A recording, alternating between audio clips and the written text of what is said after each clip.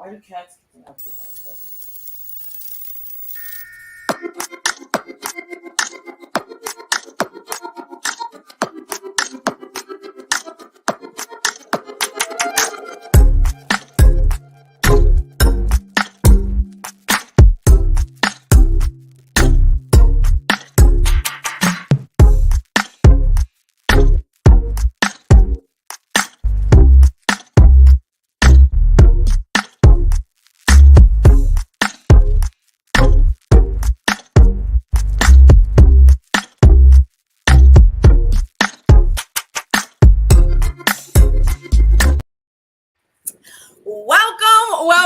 Welcome to the Couch Show. We're your Welcome hosts. back. I'm Lynn. This is Ray. Hey, how was everybody's weekend? It was an amazing weekend, actually. Great weekend. Did you catch the Last of Us season finale? I did. Did you watch it? No, I told you. I No, dropped off I like figured episode you 4. I thought about it for a brief second. I was like, yo, let me watch. I have something to talk about for the show. And I might do that. Maybe we'll do a Thursday show on it. Mm-hmm. What up, Fuzz? Welcome back to the channel. Always riding with us. Thank you for the love. Much appreciated. We had a hot topic today, but I'm trying to, first let's talk about the news going on. Did you watch the Oscars? I did not watch the Oscars, but they're all didn't popping up. There's like clips of it on YouTube, on the shorts and on TikTok. So I have been picking up a few things. I do have to ask though. Did you watch Everything Everywhere All at Once? I haven't finished it. I only watched half of it. Because it stole all the Oscars. That's it sure did. It actually it beat out. I don't remember what movie it beat out, but it just beat out a movie like the one that was holding the record for the most Oscars. Yeah. Which is awesome because I really enjoyed that movie. I'm glad it won. Mm-hmm. The Oscars had 0 political rants. Oh, Fuzz, are you being sarcastic? That's why I don't watch it because I already know. It's going to be that liberal programming, Yeah, everything. Because I don't really know anybody like by name, like actors by names, but there was the one actor and she was all like, "Oh, thank you," when she got her Oscar, and she was like, just to show you that age doesn't matter.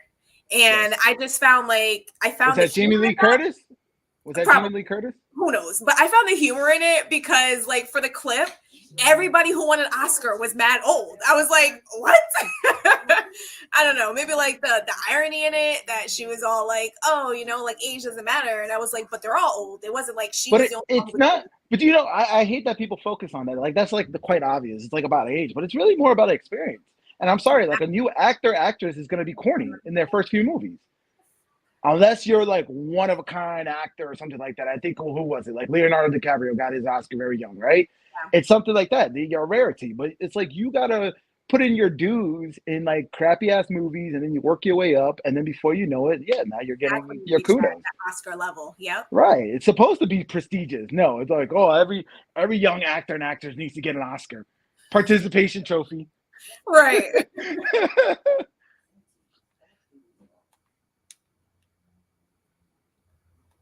Yeah, so what else? What else can we talk about before we get into our topic? Because it's gonna be heated. I know it's gonna be heated, and so I'm trying to, be light today. Let's get it a little light. Mm-hmm. You didn't see The Last of Us, the last episode, but I thought it was pretty good. It was a badass episode, Mando did his thing. And like shows always have like those scenes that's like, oh, it's so unrealistic, and it's like, how did he not get hit by that one person? I feel so bad for you, Lynn, because you're really into this show. Mm-hmm. And what I got from the creator, who's like really pivotal with HBO on the show, he's not backing down with what happened in the second game. And I just like, there's a whole new slew of audience right now, right? Who didn't play the game, have no idea of the game. And they're just into the show. That's you, right? And the outrage that happened in the video game and the whole video game community, I feel like that's going to happen to people like you. And I feel so bad for you in the next season because you're going to be so excited for it. And if they keep going with what happened in the game, I just good luck. I'm kind of excited because I want to see how you're going to be like, I'm out. I'm done with the show. I don't want to watch it anymore. I was like, that's what got you out. Okay. So, we got banks collapsing everywhere. You heard about that? I did. I finally did hear about that. It's like 3 banks are insolvent. Yeah. So it was like Silicon Valley Bank. And Definitely one I know about. SBNY, that's a big one. That was like a real big one. It's Really, I didn't hear about that one. yeah, It's a that different one's person. going insolvent too. And of course, President Magoo came out and was like, "Hey, everything's fine." And then Right. it was like a 3-minute like speech. I'm not getting the warm and fuzzy. That's always where they go to. It's always like everything is fine. But you know what? That's something that we see in society a lot. Like even just us as individuals, we're always telling people like, "Oh, we're fine," and what we're really doing is we're masking all the bullshit that we. Yeah, as everything's on fire all around us, right? Yeah, Yeah, exactly. yeah, we're fine. I'm fine. I'm fine. We've learned to put on a front, and it's something that, especially with a lot of people who are suffering from depression and anxiety, it's something almost that it's unspoken, but we're all struggling with. Right. And that's it's ironic that that's our government today. It's everything right now is in chaos, and then individually, you're saying that we're in chaos too. This is why we see so many people. They're antidepressant or they're on. They're depressed. They have anxiety. All just everybody's lives. We all feel like we're in chaos, right? It's like, what is happiness anymore, right? And maybe that should be an episode. Like, what is happiness, right? Because I feel like people are not obtaining that. I think that would definitely be a good topic. I should be writing it down. I don't even have my notepad. How prepared am I over here? It's recorded. But just saying, banks are crashing, trails are derailing, spy balloons are flying, inflation is crazy. Yeah, and still our leaders are, telling us like everything is fine. Don't worry, they're leading us. They're leading us directly into World War III, but they're leading us. You got to admit they are leading just into another conflict, into another forever war, and it's kind of crazy. It's kind of crazy because we same thing happened back in the Korean War, right? Same thing happened with Vietnam. Same thing happened with Iraq, right? Why are we constantly fighting? These endless, useless wars, and it's because war makes money. So it's sad. But I mean, with the banking's collapsing, everything is okay, right? The market went up today. Crypto shot up. You saw Bitcoin. It's like almost it's at like 24K. Yeah, it's 26. 26 last I checked. Yeah. And so, which is nice because when Bitcoin goes up, all the other coins follow. So it's like, ooh, time to. That's the thing. They're not. They're not. No, they haven't been. But I'm waiting for it. Stagnant. I'm really eagerly anticipating. And what I started seeing on Twitter, and I 100% agree, is that whenever you have a crash, there's always a melt up, and they're calling this the melt up of everything. Whereas like the bubble really gets full, and then you can't a half bubble, right? You got a big bubble. I like doing that. So is this the melt up, or is it just maybe the economy is getting better? I don't know. We shall see. Inflation is coming down.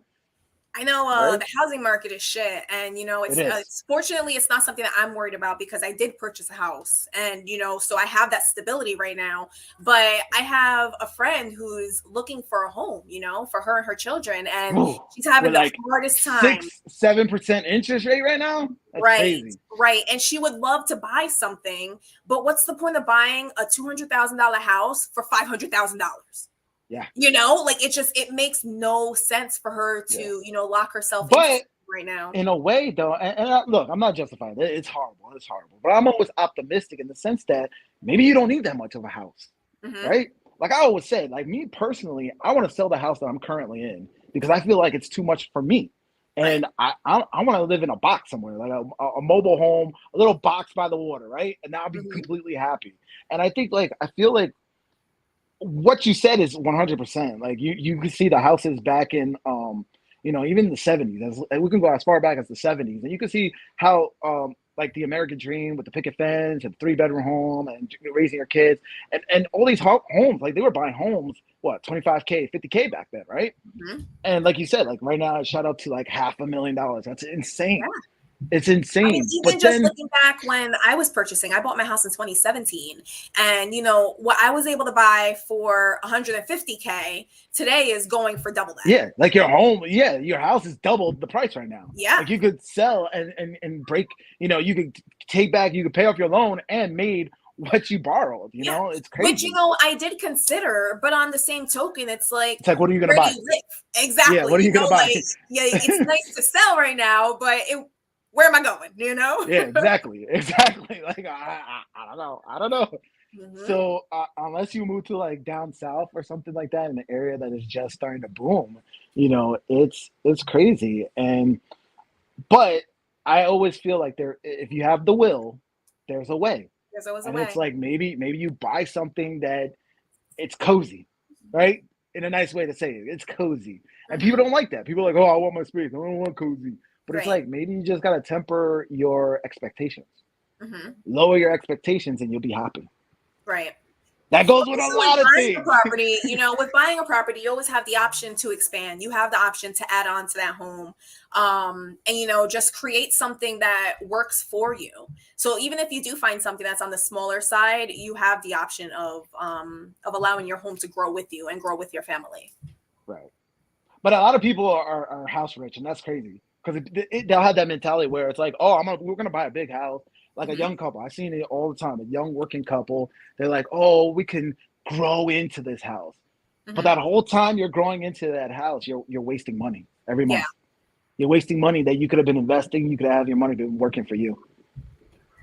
Especially if you would have bought, you know, you went out and bought a duplex, and now you know that mortgage is free because you're getting rent money, right?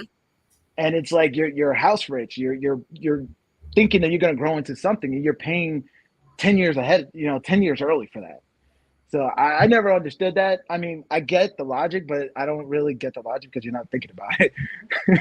I mean, it's also partly that, you know, there isn't a logic to support it. It's more so keeping up with the Joneses. It's more so saying like, hey, you know, I'm able to afford this big, beautiful home, when in reality, you know, that couple might be struggling. You know, and when that couple does have children, they don't have the option for mom to be home. Right, because they're broke, because they bought so much house. Yeah.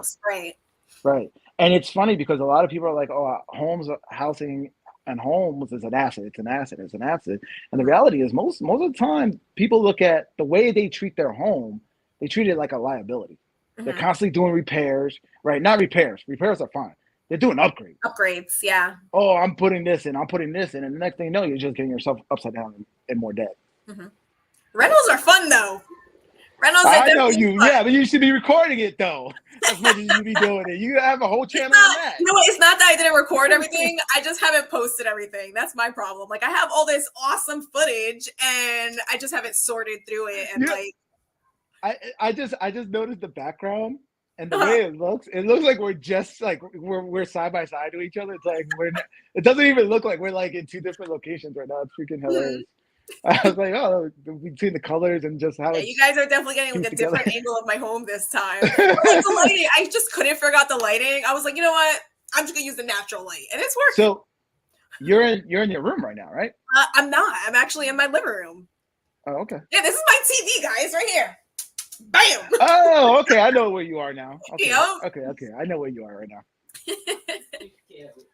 And all the colors, like if you guys notice, like every time I switch a room, like I have like an amazing bright bold color, because that's just my home, you know. It's super bright, colorful, inviting. That's the Latina in me.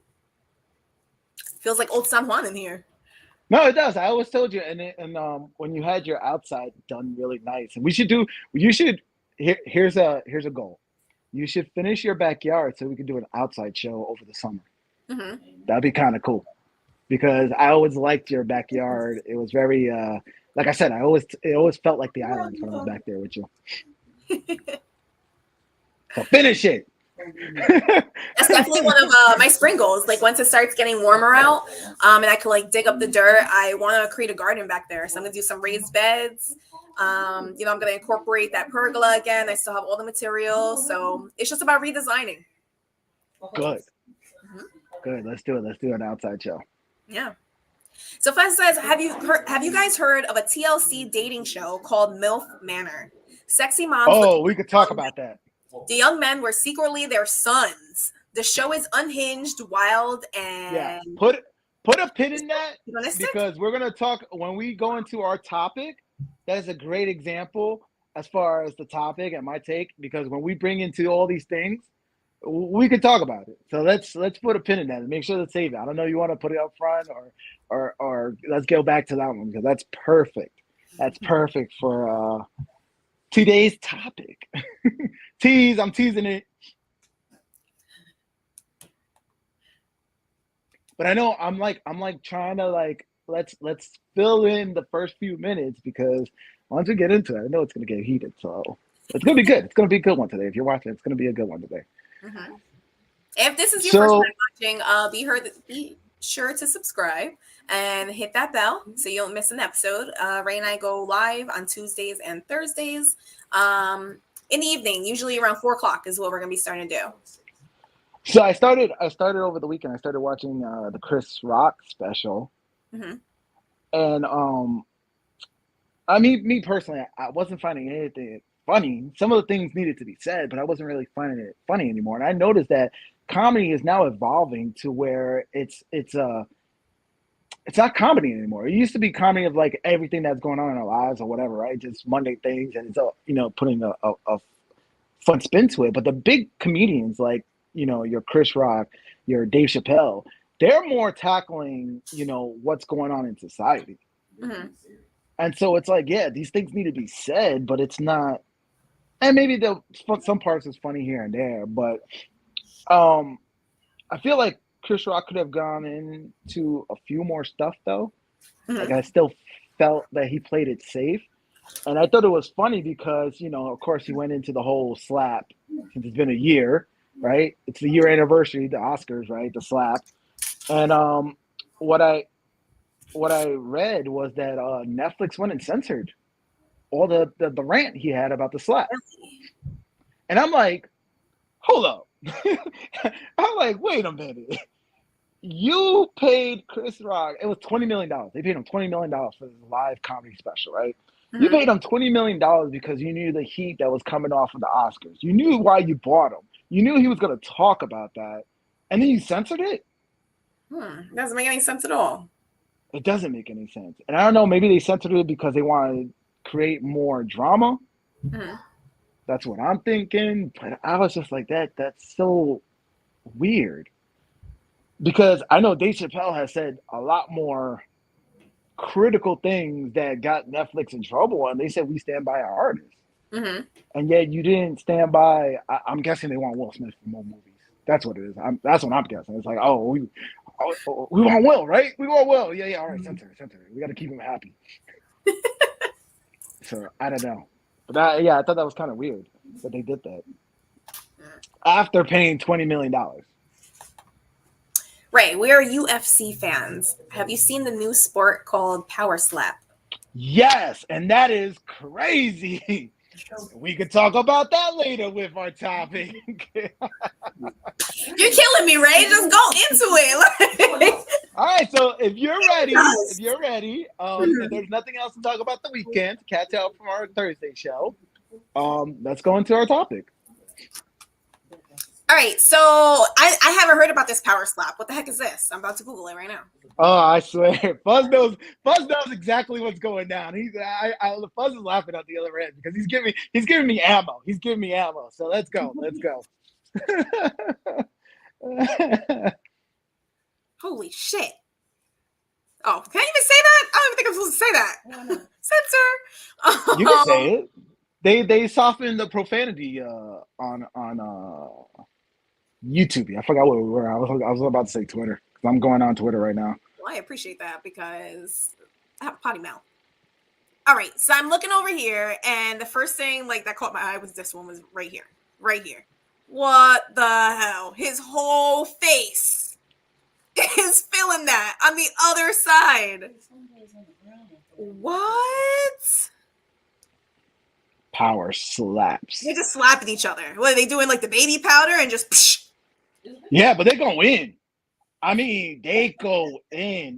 Clearly. Some of the clips I've seen, The guy, like, he gets, like, he falls to the ground, he gets back up, and then, like, instantly his face is swollen. Ooh, look at this. That's Like, the just, dude like, right there. super Laying down. swollen. There's guys who, like, they just get, like, knocked out instantly by the slap. Mm-hmm. And by, like, the way they hit the ground, too, they're not getting back from that. Holy crap. So what's the whole thing behind this? Like, that's just part of UFC now? It's or is it its own, like, division? not part of UFC, but he's like, yo, we need to make more money. What can we do? And so it's nothing new. This is not a new concept. I mean, there was, like, crazy stuff back in the day. I remember there was one where it was what was it called? Oh, it was called bump fights, where they would go out and they would get a camera. They would pay homeless guys to fight each other. And they were recording that. And UFC, I mean, it's not tied to UFC. It was just like some random guy was like, yo, let's do that. And they were making money off of it. So it's just like stuff that it's, I want to say it's like it's just another shameful type of entertainment. And that's the society we're living in that's going to feed off of that. So it's like, yeah, well, let's put something else out there. Really, what they need to do is just bring back the whole gladiators, like back in the day. Fight to your death. That's what they need to do, and I guarantee people will be watching it. Oh my god, that sounds awful. It's crazy because, like, when I think of that concept back in the day where they would fight to the death, like, I always think that's so gruesome. Like, what the hell? Like, why? And yet they created big stadiums and everyone would come and it was a pastime. It was a sport where people just kill each other. Like, what the hell? So I got a couple of things. Get Twitter ready, because as we go through our topic, there's a couple of things I want to pull up. Okay. But let's not dance around it no more. It's on the you see it on the screen. If you're tuning in, you see what our topic is going to be today. So go ahead and say it, Lynn. Let's get into it. Well, our topic for today is, can men and women ever be equal? Can we ever be equal? That's what everyone's pushing for. Everyone's pushing for equality. Equality. We're trying to blend our genders at this point. Get your word. And we have a couple of guests, by the way. Today is our first day with guests. I'm not sure if they're going to be on camera. You might just hear them. You're just going to hear them in the background. In the background, as far as getting to... and like we said, this show is open for everybody's take, everybody's opinion. We're just coming on YouTube. We're just two siblings on YouTube talking about our opinions, right? So everybody's welcome, and I'm glad that we have different of opinions, because that's how we get the ball rolling, right? Maybe I'm stuck in my echo chamber, and hearing somebody else's take will make me say, I didn't think of it that way, right? So it's good to have open discourse, and this is what I want. Not just for my family and friends. I want this for everybody out here. I want us to start talking about the issues that we have, talk about it on a day-to-day basis, and hopefully we can kind of get to some kind of consensus, right? I don't want this division that we have in our society anymore. I'm tired of it. I'm tired of people making it a sex thing or a racial thing or whatever thing. I'm tired of it. I'm tired of all the isms and the ists, and I'm just like, yo, let's move on and let's do good things. Let's be better. And I started posting that on comments. I'm like, why are you doing this? Why are you why are you fueling hatred? Why are you fueling division? Let's do better. That's what I was in. Let's do better. So that's been my mantra lately, especially when I'm like replying on Twitter and stuff.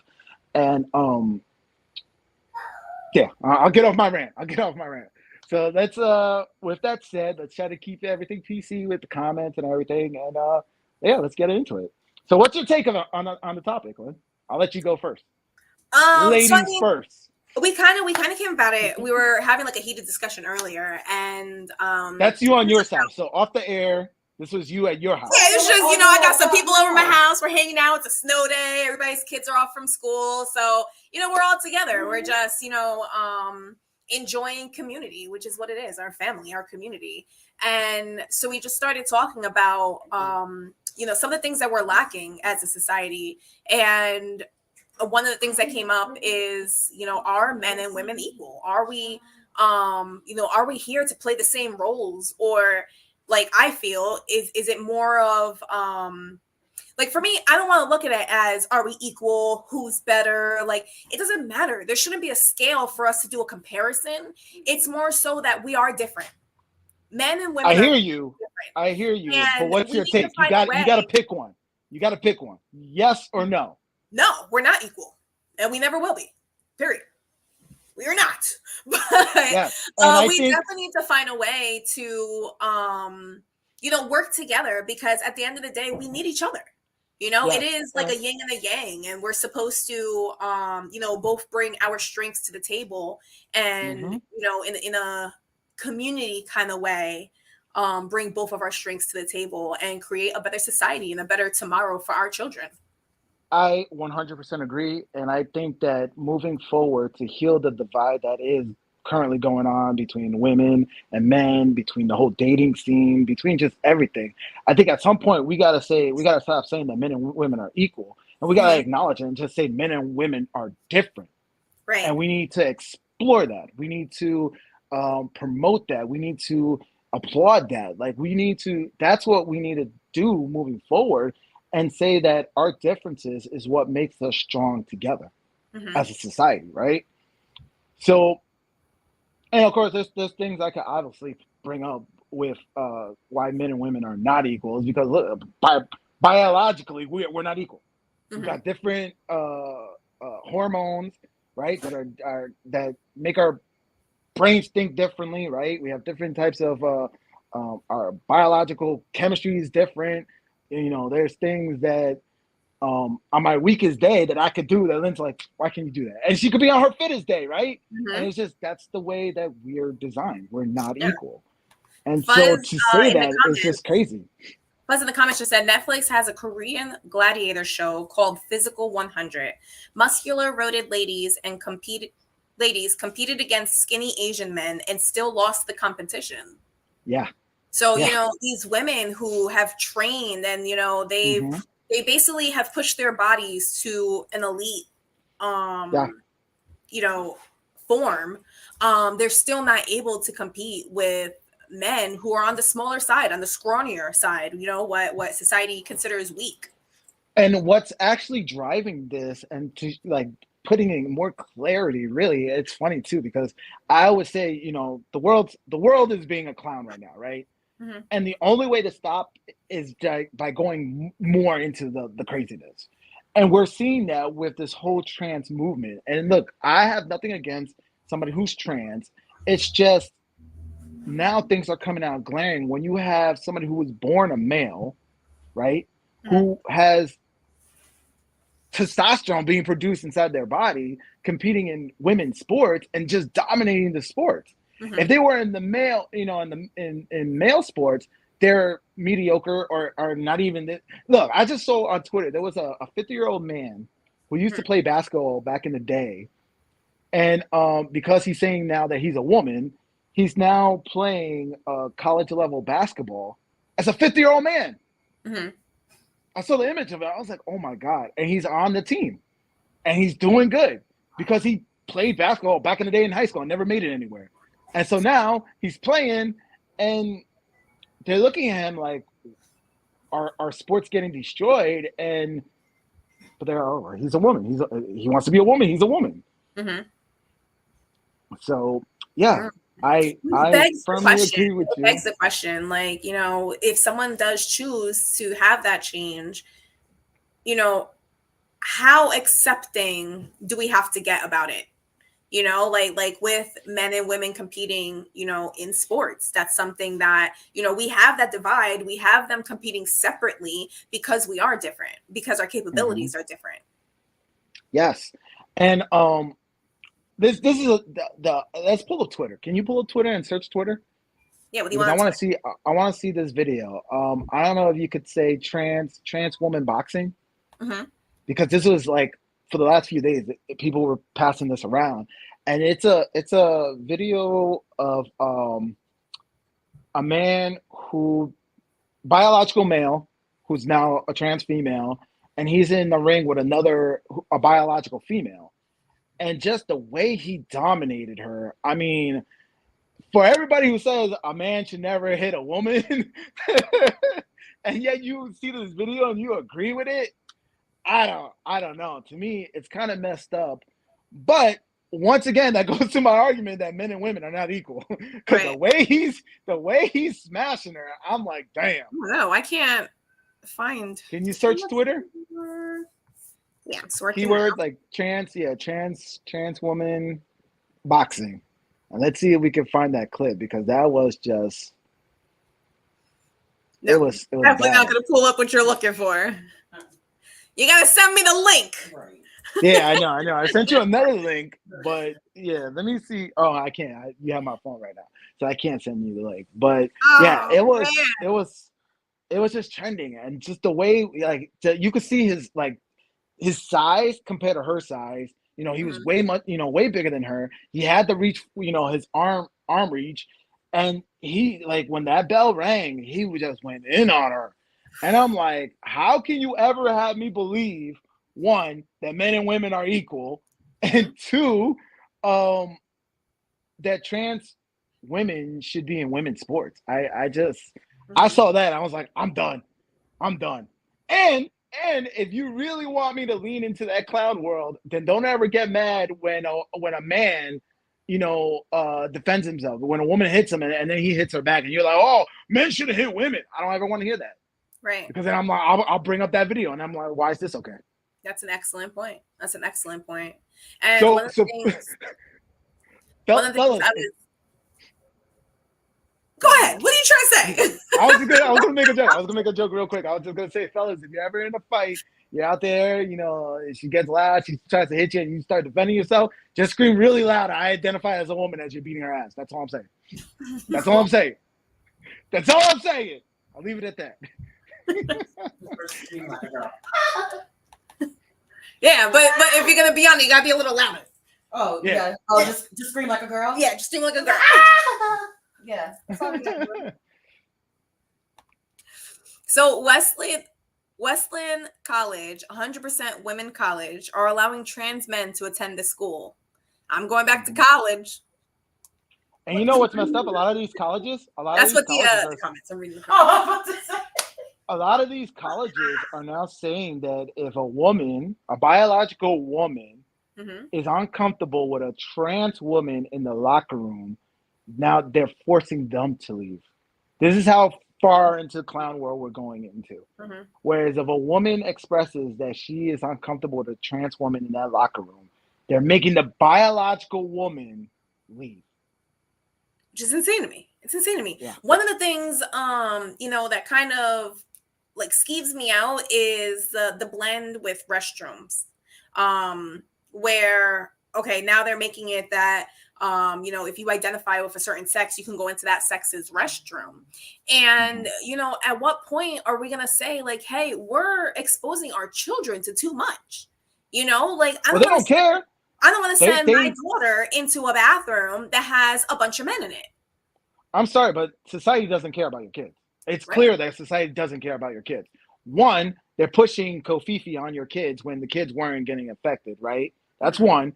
And two, all this transgender affirmations where they're doing all these surgeries on children clearly shows me that they don't care about kids. Right. And I'll even go a step 3 where they're doing all these drag shows with kids. I'm like, that's disgusting. That's why are you sexualizing children? So I don't understand that. So that tells me that society doesn't give a rat's ass about kids. And it used to be our children are our future. We need to protect our children. Yeah. Our children is, if they're not on our message and our bandwagon, then we don't care about them. That's really what they're saying about kids. And I totally, I'm totally okay with having gender neutral restrooms where it's just a single, bathroom where whoever's in there, that's it. It's private.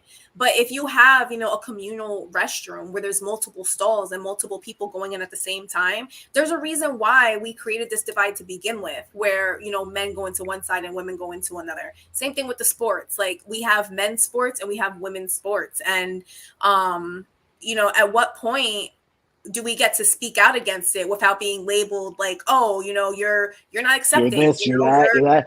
You know what point that is? You know what that point is? And I'm already at that point. is when you accept all the labels and you say, I'm that already. So I don't care. I'm making my opinion heard, and I'm gonna continue this discourse. Because the number one way they're gonna try to shut you up is by trying to label you with something in your own heart. You know, oh, I'm not that. Why would you label me that? And so then you second guess yourself. So the second they try to label you whatever they want to label, you own that. Mm-hmm. You want to call me a feminist? I mean, not feminist. You want to call me a misogynist? You want to call me a sexist? You want to call me a racist? You want to call me whatever? Fine. Now let's continue the conversation. Mm-hmm. And then they're going to be like, I don't have anything else. Because you're going to always kill them with logic. That's what I'm saying. Once we have these conversations and we kill it with logic, we're going to win. Don't get scared about those damn labels they want to throw at you. In the comments, the rule should be absolutely no men in women's bathrooms. If you're not sure, then use the guy's room. Yeah. Oh, yeah. Mm-hmm. Go ahead. Go for it. I think it should, if that's the rule, it should apply for both. Because this is my take on that mixing of, say, if we just want to keep it to the basics of restrooms. Mm-hmm. That's on the assumption that everybody is a decent human being, regardless of whether they're male or female. Now, what happens when I have a child that is old enough to go into that restroom on their own? I'm sitting there at the dinner table and say a Fridays or wherever, and there is now not just men I have to worry about going in the bathroom with my son or something and taking that child, but now even a woman or someone that was a man and is now a woman, or a woman that is now a man. Just because they change doesn't mean inside they're still good. They could be just as bad as a straight woman like me going in there. I could be equally as bad and decide to take a child. Now I have to worry about how are we going to say we might as well put cameras in the bathroom now. Mm-hmm. That's just, for example, in that situation, because now you're making it harder to be able to talk. Not saying there's anything wrong with it. We don't know if in a different life I probably would have decided to make a change. We don't know that. But at the same time, I do know myself, just like we said, there are labels. That's a label that we're not allowed to put on people. We can't say, oh, that one's really a sex offender. Yeah, they can be documented wise, but I can't sit there and vocally out loud and say, hey, I immediately think you're someone that's going to harm my child. Because like you said, we could get even more in trouble now, because then I could be considered a bigot, or what's the other phrases? Racist, sexist, all the isms. When really, all the isms. When really, at this point, it's just, I don't know who you're gonna be, because suppose you would do it today, and then tomorrow you're like, oh well, I was always a woman, so I could just sit there and look feminine now tomorrow, and they have no clue I was in that bathroom and took that kid. But you can't be scared of all the isms, because I'm telling you, at this point they throw it out like candy. At this point they throw it out like candy. You might as well own it and then say, I'm gonna kill you with logic. And that's when, because right now, all these arguments are all based off of emotion. And I get it. They're trying to do the right thing. They're trying to be noble, but being virtuous may not always be right. Correct. And that's the point. Like, we got to use logic at some point and be logical. In the same sense, with what she said, as far as like, look, you could say I'm this or I'm that, but you could still be a bad person. Exactly. It's clearly that this is happening with everything.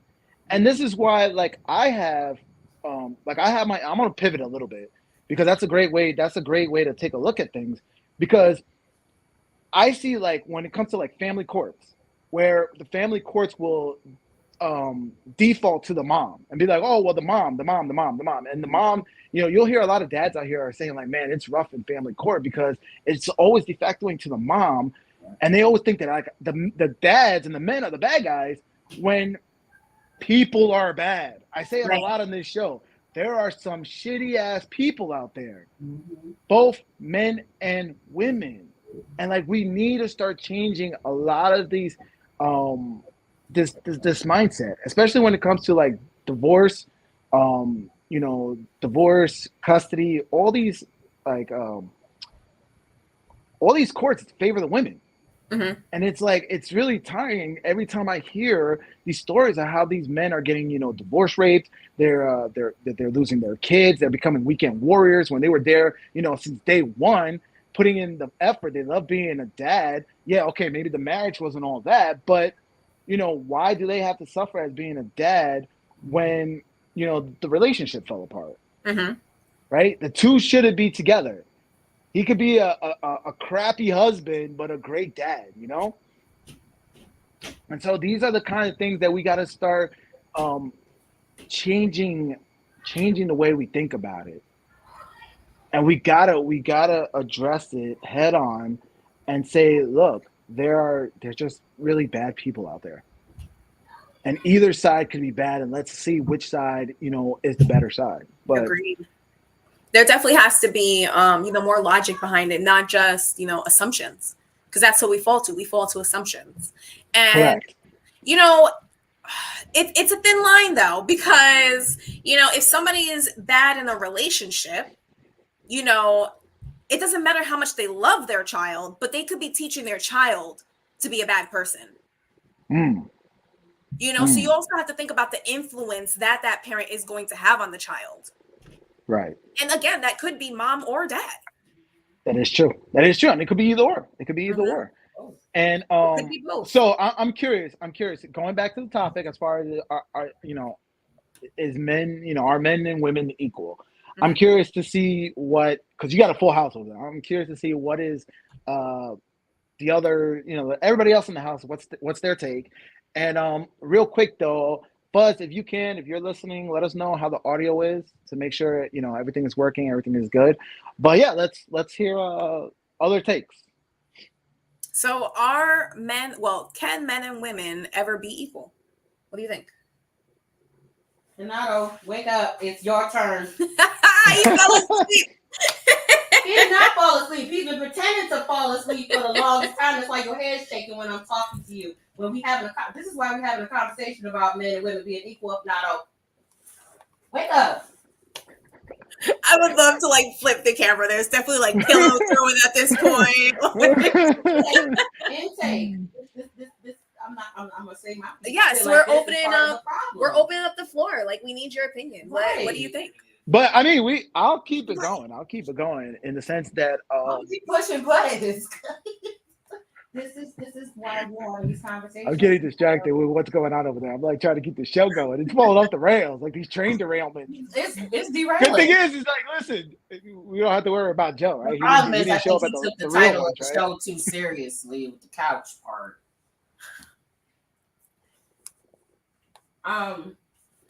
I feel like on possibly a spiritual level, which I think is maybe the direction, maybe is what everybody's going for. We're equal as soul and human beings is what people are trying to seek, but we're just lost. We have no idea of how to even achieve that. And then we're getting sidetracked with what's in front of us, what we visually see, the expectations of society. Mix that in with the expectations in the workplace, which also has a lot to take of that. It's expectations in education and the expectations of our kids, even because we have to be setting that example as the older, people on the planet. Because when we look at our kids, someone told me we see ourselves. Mm-hmm. So, and half the time when we're seeing ourselves, it depends on the mentality of that person. We may be seeing something we like or something we don't like in our kids. And then as a result, we're showing that, and then we're not really able to even decipher, is this something that I want to be passed on as me being equal with another human being through my child? So maybe some of those times where we're having that cross and that blend where people don't know, am I really a boy or am I really a girl? It could be a lot of the influence of who they're really around the most, or like you guys were saying before, both parties, if in a marriage or something, both parties are showing what they feel is may be right, and it might not be right because the kid is also seeing their own interpretation of the world. So a boy maybe always relates or just connects with their mom can be misconstrued and labeled from the outside as feminine. As feminine, right? He's too soft. You got to toughen him up. And things like that. And then if you have that worse in the community, if you got a community sitting there on top of the parents saying, hey, why is your son so soft? Or why is your daughter so strong? Why is she so verbal? Why is she so assertive? Why is he not assertive? You're putting in those preconceptions of what you expect that person to be when that newer generation is probably just trying to be equal and never saw that problem when they were kids. It was just, that's a girl, I'm a boy. But that don't mean they can't play, they can't skateboard with me, they can't pick up something just as heavy as I can. They don't see that. They've seen it because we're putting it out there. So I really do feel like it could be possible to be equal, but it's not going to happen overnight. Conversation happen, but I don't think we should strive to be equal. That's the thing. Like, we should strive and embrace our differences. Like, I was gonna ask Lynn. I was gonna like, Lynn, when you look at your daughter and your son, do you feel like you're raising them equally? Like, do you feel like you raised them the same way? No. Or but there things. But even being a mom, because I have 3 children, I have 2 boys and a girl. I don't treat both my boys the same. You know, like you need to cater your parenting style to the child. But I definitely think like expectations are different. My expectations are way higher for my boys than they are for my daughter in some areas, but in other areas, like I push my daughter to do more, you know, when it comes to like things around the house. Like my daughter often cooks dinner. You know, my boys, like they've been in the kitchen, they do things here and there, but I don't have that same expectation with them as I do with her. Like I said it before, and I think this should be the rule for like any parent that's out there. If you have a daughter and a son, you should be raising your daughter to be homely and want to be at home, and you should be teaching your son, and this is what I do with my boys.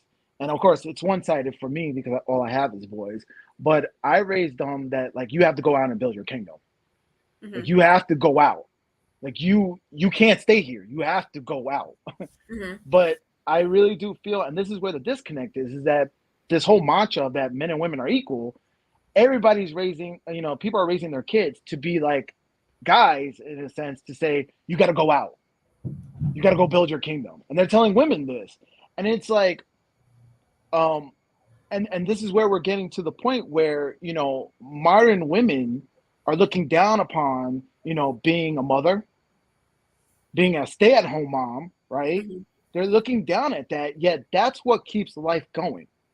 Like, we need that nurturing. We need that mother figure. We need, like, people need that. You know, people who don't, there's a lot of guys out here who are living, you know, fatherless, and they needed that father figure. But there's also a lot of people out here who didn't have a mom, and they missed that motherly love as well, you know? And that comes from home. Like, there's a breakdown of the home structured, and to say like, you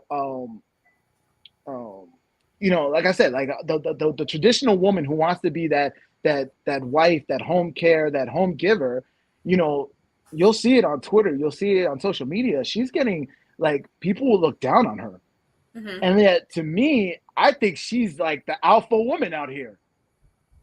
Because once again, an alpha male is a man who shows extreme masculine traits.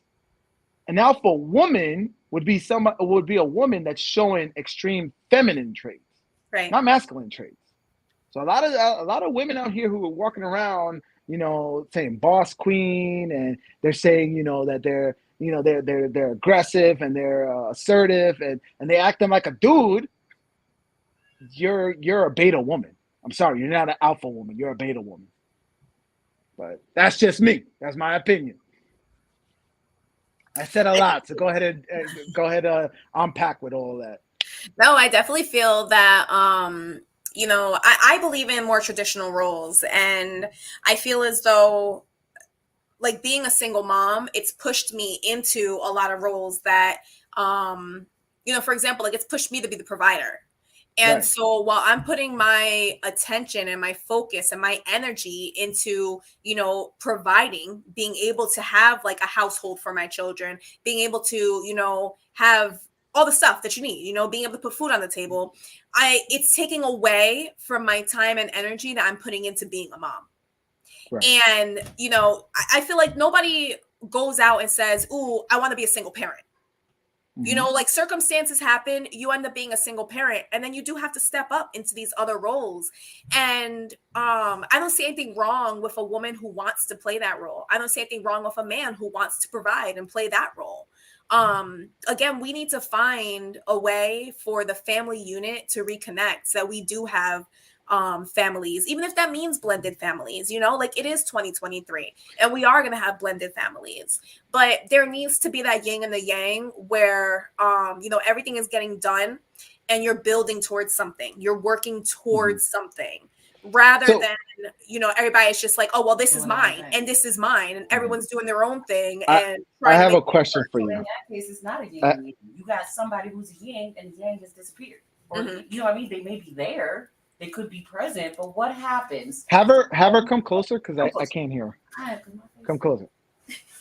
That way I know she's loud, but I still can't hear her. I know. I'm sorry. I'm getting old. I'm tired of being loud. It's a point that you had made. It's just like that, like where you said you become tired.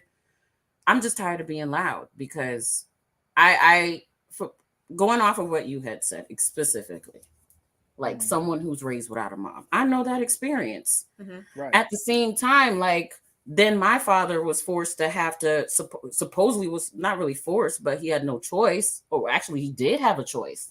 To be the he could have let me go because that's what it was back then. That was you're a dad, right? You're a dad. Yeah. How are you going to be a single parent? You can't possibly provide any of the nurturing there's no way. But a mom, like you said, is just default to a mother. I was in a situation where there was no mom to default to, so he had a chance. However, at the same time, he had to pull up roles that he didn't always have, but he managed to do it. Right.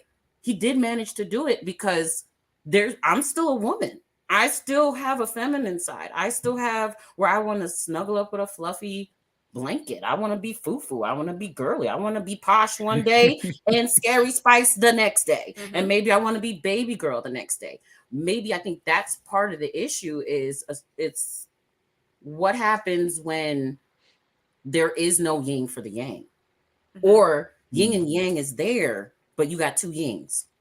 You know what I mean? And I 100% agree with you. It can happen both ways. A man can be forced to end up having to be feminine and they have no clue, or they're trying, and then the children are sitting there wishing, I wish I had more of that kindness from my dad or more of that kindness from my mom, because then a mom might be forced to have to be a dad. Yeah. And we don't want to be no dad, or maybe we do want to be dad, but we just don't want to be branded as wrong. Like how you said, there was the mothers who are at home and they're the alpha mom and they get, bombarded. Like, how could you just want to be a stay-at-home mom? Working moms get the same stigma. How dare you? What be at work? Are you should be taking care of your children. I know personally from experience, I've literally had someone ask me if I not love my own dog and children because one got out and they just happened to drive by, and because of what they saw walking out of the house door, single and alone with my complexion, it just must be that she's neglecting her children. She don't care. She's working. She'd rather be getting the money than being loving. You're immediately stigmatized that you can't possibly be loving your kids when you probably still doing that at home. Right. Yeah, pushed into these automatic assumptions. And yes. Gotcha. So I'm curious because I feel like, and I told you this off the air before, Lynn, like I don't think you did anything wrong. Like with you having kids at a very young age, I think you just had it with the wrong person. And the reason why you had it with the wrong person is because we weren't brought up, and no offense to Mom, because Mom, I love Mom for everything she did for us, but she didn't groom you. She did not groom you for the reality, right? She groomed me. She definitely told me, the kind of guy that she wanted, right? Or the kind of guy that she thinks that women want out there, right? And that's the reason why, like, I feel like I'm constantly in this struggle where I do have a lot of feminine tendencies, right? I'm trying to kill that beta inside of me, and I'm trying to be that alpha guy, right? Because I didn't have my father around. I didn't have that male role model. So I'm curious for your guest over there on the other side, if she feels like she has more masculine traits because she was raised by her father and no mother, and two, if she thinks that if her father raised her to be the wife that maybe he wanted, or he thinks that men would want. Yes. Well, that's a huge part of it. I feel like I was raised to be a woman. My father made it very clear to me literally in his words, you know, you better be able to do this because ain't no man gonna want you if you can't do this. Right. If you can't cook, then you ain't gonna ever get married. Right. If you can't sweep, you ain't ever gonna get married. So all of my value was like as if I'm supposed to just aspire to marriage, but at the same time push to go to school, get the best in school, because ain't nobody gonna teach you. People gonna look bad and down on you because the color that you are and you're a woman. Not only do you have one thing against you, but now you got two. Mm-hmm. You're gonna have to work even harder, and you still gotta be a woman. I was already basically being raised like as if I better be prepared to be both, which is the part that it's like, that's kind of unfair. And then on top of that, because of the circumstances and the situation, that pre-assumption has practically been my entire life. As a result, I always was ashamed of my arms or something because I had the masculine arms. And the second somebody would be like, oh, you got them kind of arms, they don't want to show it anymore because I wanted to be seen as a woman. But because all I was ever seen was that is a girl that was raised by her father. And because I was not as timid, or at first I was timid, then I got so you as a tomboy. Made me become more vocal because I wasn't so ready to just fall into society's role for me. It's immediately deemed like she's too strong, she's too whatever, she's too masculine, and it was be pre-assumed. Like literally, you come along. Couldn't have slumber parties. Mm-hmm. I had a dad. That was not happening. I literally had one visitor. That was me. One. And I had to live with that. And then I had to sit there and have to be thinking on my own. I never got to have those conversations or tried to have those conversations with my dad. And then the answer would just be because you ain't got a mom. Mm. When I was sitting there, first time have a child, trying to figure out like one little thing or whatever, don't ask for no opinion. I've had people sit there and just say to you, it's not your fault. You don't have a mother. Oh, like I asked for my mother to pass away. Right. It's like, because we're not thinking about that before we say it. So it's like, just like you said, you were groomed a certain way. Your sister, you feel like you didn't get as much, but you were by your mom, probably because the way she saw it was, there's no man here. I got to make sure to keep trying to at least follow in the footsteps of what he would have wanted for my son, because he was the example. She tried to do it the best she can. As a result, maybe because she had that extra work that she had to do, that could have been why you, as in your opinion, felt like it fell short on what she was able to provide then to her. Lynn could be just aspiring, or women like Lynn or me or any of us, when we're being more assertive, going out and not deciding we don't want to be in a home role, or we're in a situation where we're not in a home role. It could be even in spite of that. There are women who are growing up in a traditional man and woman home. They see all the stuff that their parents have gone through and that they still stuck together. And those same people will sit there and go out there and be like, I don't want to get married. I feel like most I'd rather go get my money. I feel like most homes, and it's not just single mothers, it's not single fathers, it's even, dual parent households. Right. It's just society overall. We're at the point where we're raising our daughters to be modern women. And you know my take. When I say modern women, I don't say that I say that with a negative connotation. I think the way women are being raised nowadays to be modern women is toxic. Whereas men are still being raised with this traditional mindset, right? This traditional gentleman, nice guy narrative. And once again, that I'm still saying that's toxic too. Because men are not being raised to protect themselves against modern women. If you're going to raise your women to be modern, you got to raise your boys, you got to raise your men to be modern too. It's like, or we could go and say traditional man, traditional woman. Because it's rough out here. And this is why you see all these stats where you see, the dating scene is falling apart. Divorce is at a sky high, right? Even children our birth rates are dropping, dramatically dropping everywhere. People are not having kids. And so we gotta address that. And that all stems to the beginning, the very first thing that you see today's topic. Are men and women equal? No, we gotta state that. And we gotta stop having modern women think that they could be men. I get it. In certain roles, you could play that masculine role, but like Lynn said, she doesn't want to be that role. She'll do it for her kids, but she doesn't want to be that role. And you said it though, too, though, that it wasn't had nothing to do with the age of when she had the kid or nothing. It could be just a partner you had it with. Right. So you may have a man that's still there in his traditional role, but what kind of traditional role? Do you get what I mean? Because the next thing is there is more than one kind of what people would consider a traditional role. Right. Do you get what I mean? For example, my culture, I'm used to the man being in charge. And to a, you know what I mean, to an extent, the woman could be too, being really the sole provider, but at the same time, they also have a role at home to play. You also need to be part of hygiene. You also need to be part of sometimes meal prep or something every once in a while. Like they also were capable of doing those things. We're having other type of traditional male roles where it's just like, I don't need to cook at all. Why?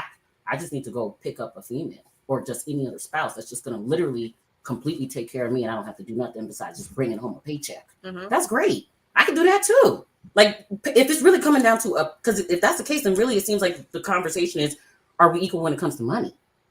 Because that's a huge reason the divorces happen. Why children rates are going down, because people are realizing they cost money. These kids ain't cheap.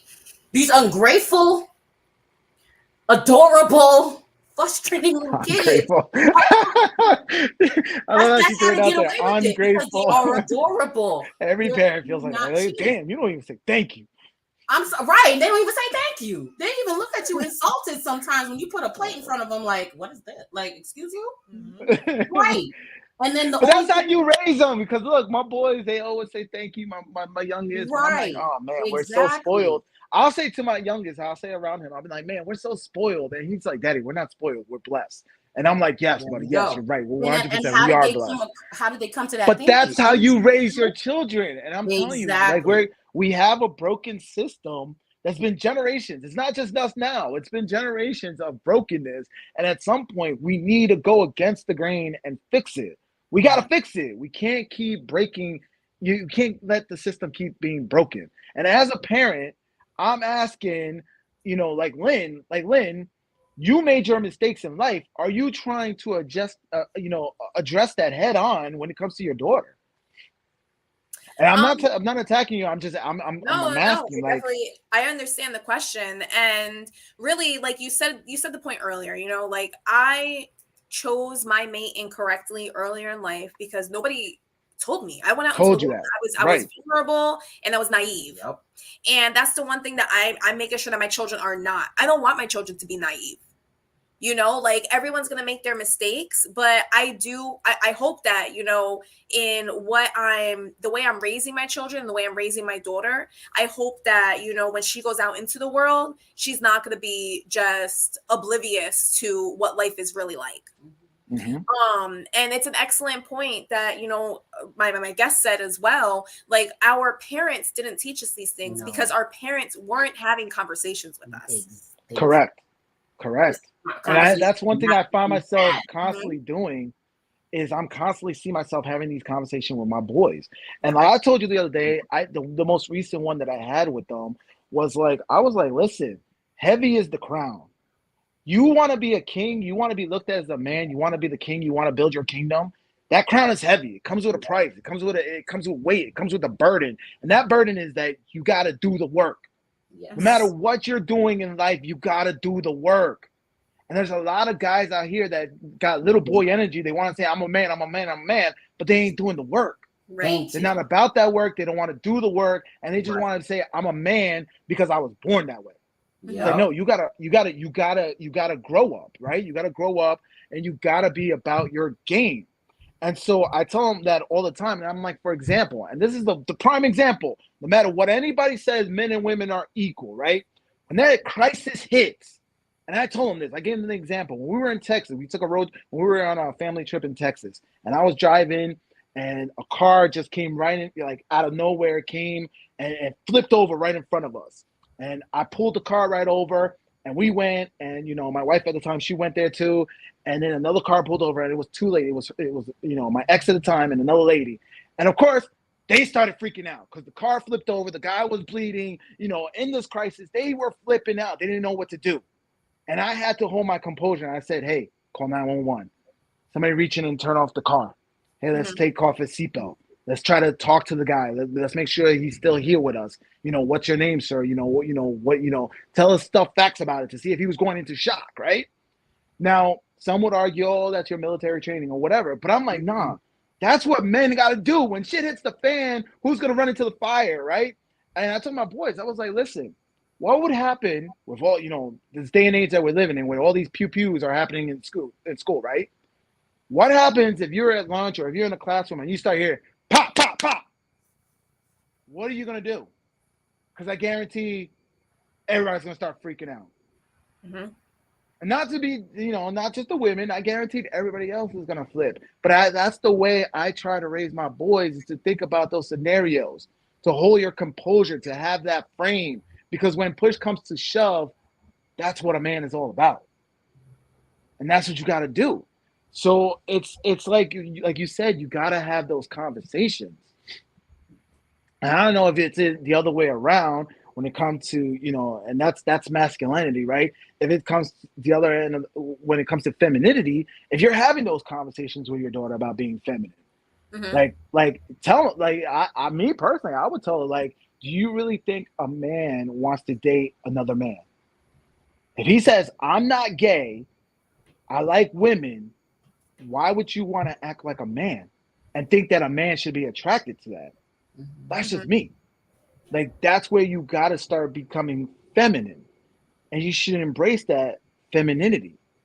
But I feel like with the mantra that's going on, and don't get me wrong, we can have equal rights. We should have had equal rights across the board a long time ago. Now, I would say voting should be changed to people who pay taxes. That's just me. But equal rights across the board, sure. Equal pay, equal rights. If you do equal work, you should get equal pay, right? But at some point, we got to acknowledge we are different. And men are designed to be masculine and women are designed to be feminine. And I don't know why we have that debate. This day and age, to me, it's like logical. It makes sense. I feel like the debate is part of the, we don't know what is, okay, for example, we know feminine is putting on a dress, mm-hmm. getting nails done. You know what I mean? We all know it as literally what we see in front of us. But when you really break it down, like what is really masculine or feminine? Because then that means there's certain parts of everybody that they should just be completely denying and just not doing.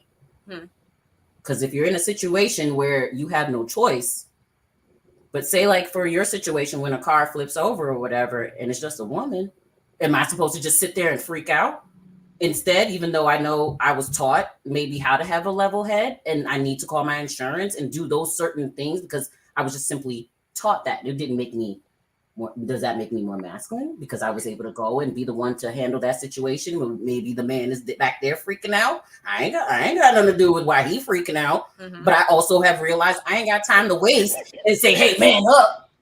I gotta go help the person that's bleeding because you can't seem to do it. And then if you do that, then is it fair to brand that woman because she physically looks like a woman as you being too aggressive or masculine? Now you're trying to take on the role when it's like we weren't trying. It's just this was a situation. Work had to be done. You done put me in a situation like that because you can never seem to handle it. So somebody got to, or else we're all just gonna be sitting here in chaos with people bleeding. Let me ask you guys this though. That guy who punked out, what are you always gonna look at him as? A biatch. Exactly, because he tapped into that feminine energy when the time needed, right? Right. And if he stayed in that feminine energy, you're gonna be like, what is wrong with you? Mm-hmm. And I guarantee women don't want to date, as much as they're like, oh, you're gonna be in touch with your emotions. You need to be in touch with your emotions. Women don't want to date a bitch. They don't. It's something I struggle with. Unless they like women. It's something I struggle with throughout the years is like, I do have an expectation of a man. Like in my mind, like when a man does something, I automatically think like, what's wrong with you?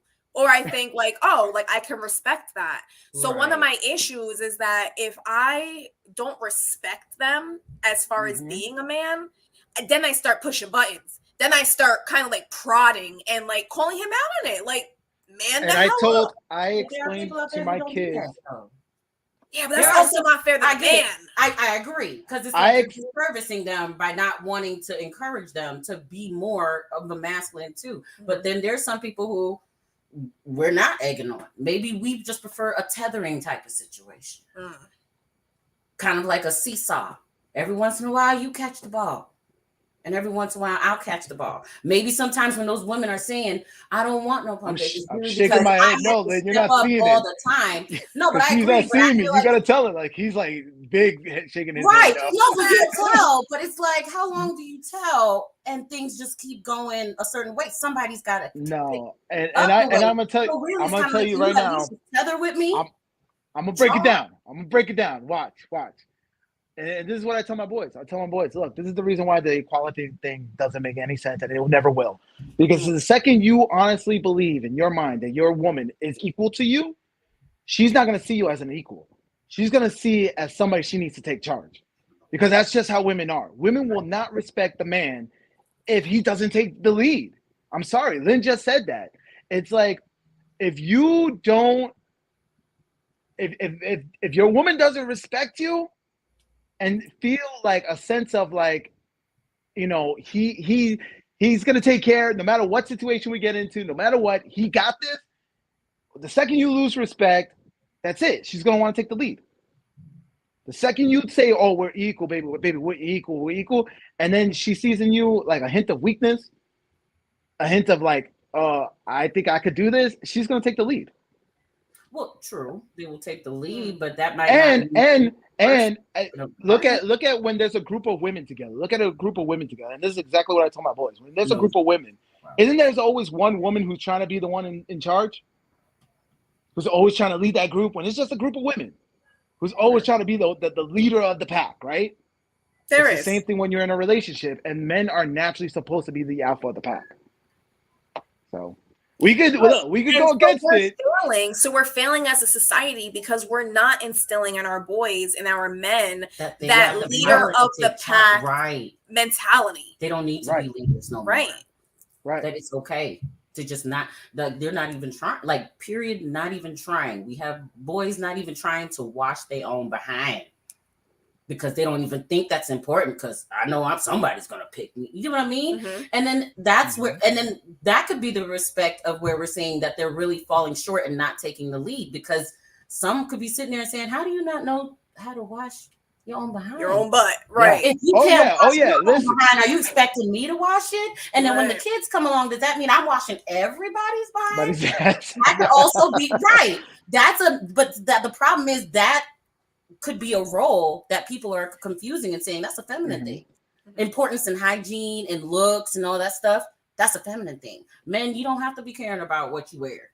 You don't have to worry about shaving your face or not shaving. You know what I mean? Shaving your face or not shaving your face. You can literally just get up out of bed, roll out, throw clothes on, and we as women just supposed to still be attracted to it. Right. They can still be not a macho man. They can still be very masculine and doing all of those things, and we could still same way be like, you know what? You still a punk bitch.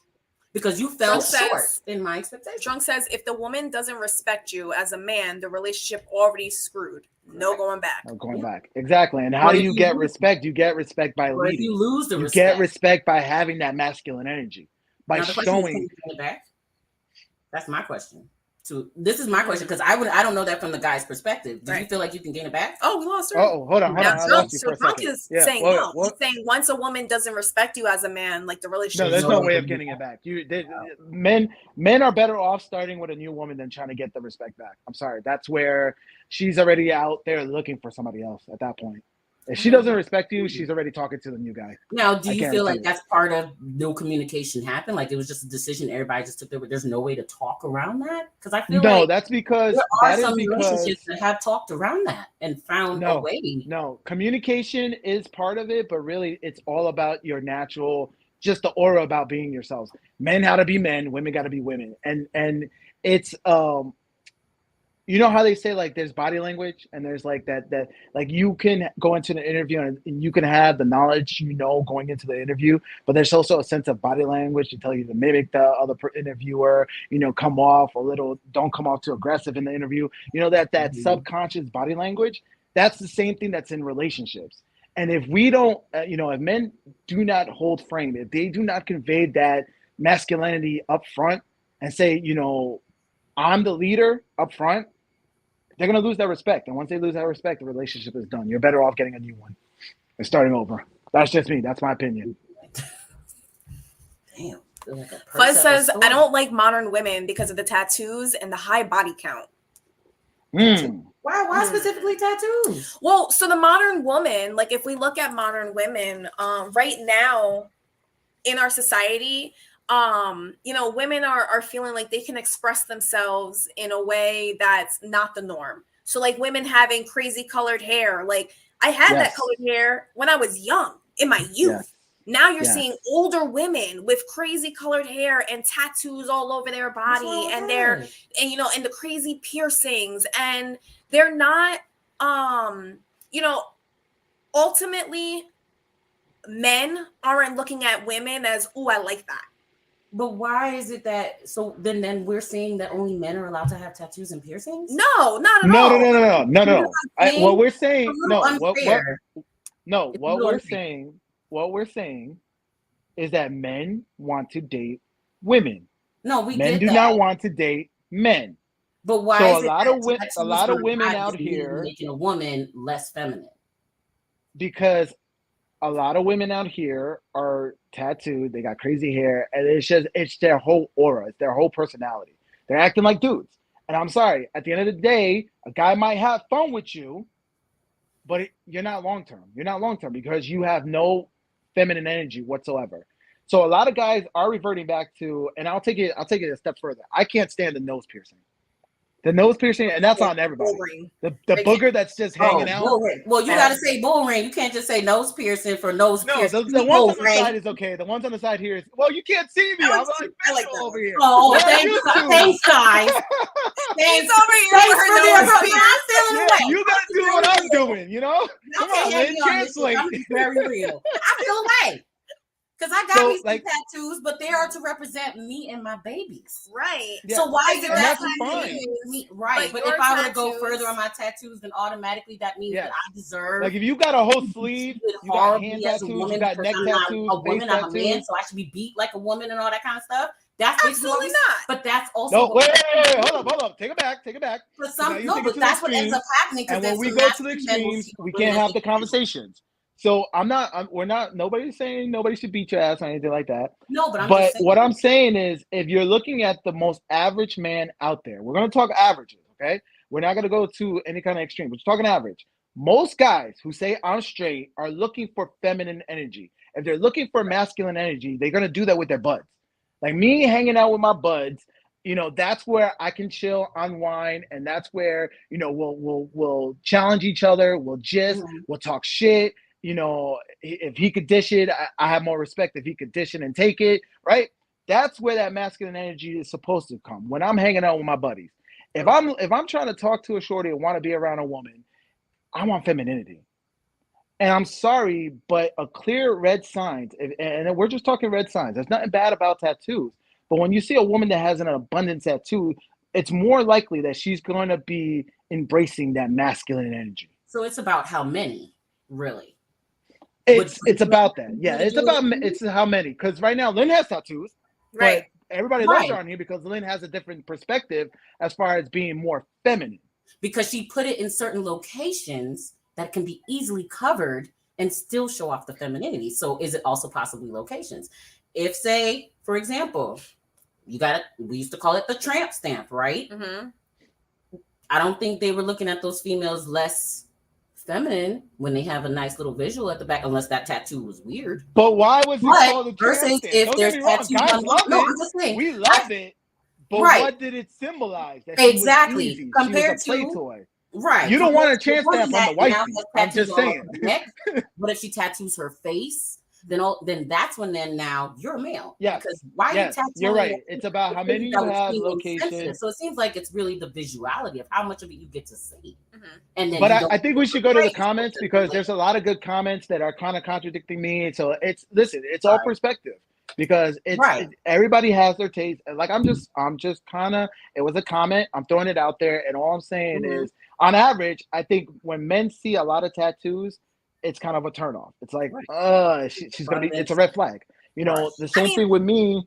Colored hair and that nose piercing to me screams feminist, right? Feminist. And when I hear feminist, I'm like, I don't want that. That's toxic. You guys are toxic. And when I see it, I'm looking at people who are starting to look more like avatars than actually embracing like who they are. I don't feel like they're expressing themselves because, oh, this is what I want to do. I feel as though they're gravitating towards that because society is trying to put everyone into different boxes, and that's the box that they feel they can relate to. That's the box they feel like they should be in. I think tattoos are beautiful, you know, but you need to be able to recognize the difference between somebody who has tattoos who are meaningful and they're just expressing themselves, and people who are just falling into, well, this is what everyone else is doing, so I'm going to do it too. I'm going to get in line, and I'm going to do it to the extreme, and I'm going to do it better than everyone else, because what are they really pursuing? Are they pursuing their heart, or are they just pursuing to be able to fit in because they want to be part of whatever's going on? I 100% agree. And I would say, let's go through some of the comments, because once again, when talking on average, of course, there's going to be people that are going to say, well, and we got those in the comments. So I really want to go through that. So that way, we hear everybody out. Let's hear everybody out. So let's go through some of the comments. Drunk is saying, I've been in relationships where the woman takes the lead because I'm laid back and I don't care enough to force the issue. But she wasn't wifey, so she could have taken the lead for the short time you were playing with it, right? Like, you don't mind. I'm not going to correct this bad behavior because she's just a jump off. And sorry, ladies, sometimes you fall in that. Sometimes you fall, like, you're wondering why, you have a high body count, and you're wondering why, men are not taking you seriously. They're only looking at you for one thing only. And then you're blaming the men. But the reality is, how can you expect these men to respect you if you don't respect yourself? And how do you start respecting yourself? If you just lay back and don't say or try to do anything about it, aren't you also disservicing that supposed person that you claim to love? Both ways. No, I argue that men don't, in that situation. I don't think Drunk loved her. He was enjoying. He was in lust with her, right? Let's put it that way. I don't think he loved her, because if he did, I think at some point he would try to correct things. Right. Well, so he goes on to correct things. So he goes on to say, like, she'd be like, let's go here or let's go there this weekend. And he's just like, all right, cool. But that's in that situation. Yes. Like, she's saying, hey, let's do this. Let's do that. She's engaging you in a way where you're like, oh yeah, I do want to do that. But that's not the same as, hey, this is our household. And, she's like, oh, well, we're going to do this with the kids. And, this is what's acceptable in our house. And I don't want this going on in my house. I think that there's a difference between the woman taking the lead as far as like dating and what we should do and just planning activities, and actually being the one who's running the household. Thank you. All right. Let's what's some of the other comments? Let me see where else we have. Oh, Drunk did say the bull ring is sexy. So, like I said, everybody has their everybody has their taste. Everybody has, what they like. But once again, when I see that, I agree with Lynn. I feel like the person is not doing that to be an individual. They're just falling into the stigma and the status quo. Okay. So like I see people like that, and I'm like NPCs. The colored hair, the bull ring, the tats, all that is an NPC. I don't want to deal with you. I can't even hold a conversation with you. Because you hate me. I see that. I'm like, oh, she hates me. Right. And at that point, like, the person who's expressing themselves in that way, they're really not expressing themselves. Right. Exactly. They're latching on to what they feel like they can relate to. They're looking to fit in. They're looking to be part of the status quo that we have right now. I don't have any other comments, right? My comments aren't popping up anymore. Okay, I have one. Who is the question? Who Drunk? You want to ask Drunk a question? No, ask Fuzz a question? The other one. Who is the other person? Let me go through the comments. So Fuzz said, when I was a kid, only ladies serving prison got tats. I found them obnoxious. Drunk said, I'll date a variety of women, but the women I'ma marry gotta be feminine, at least in my view.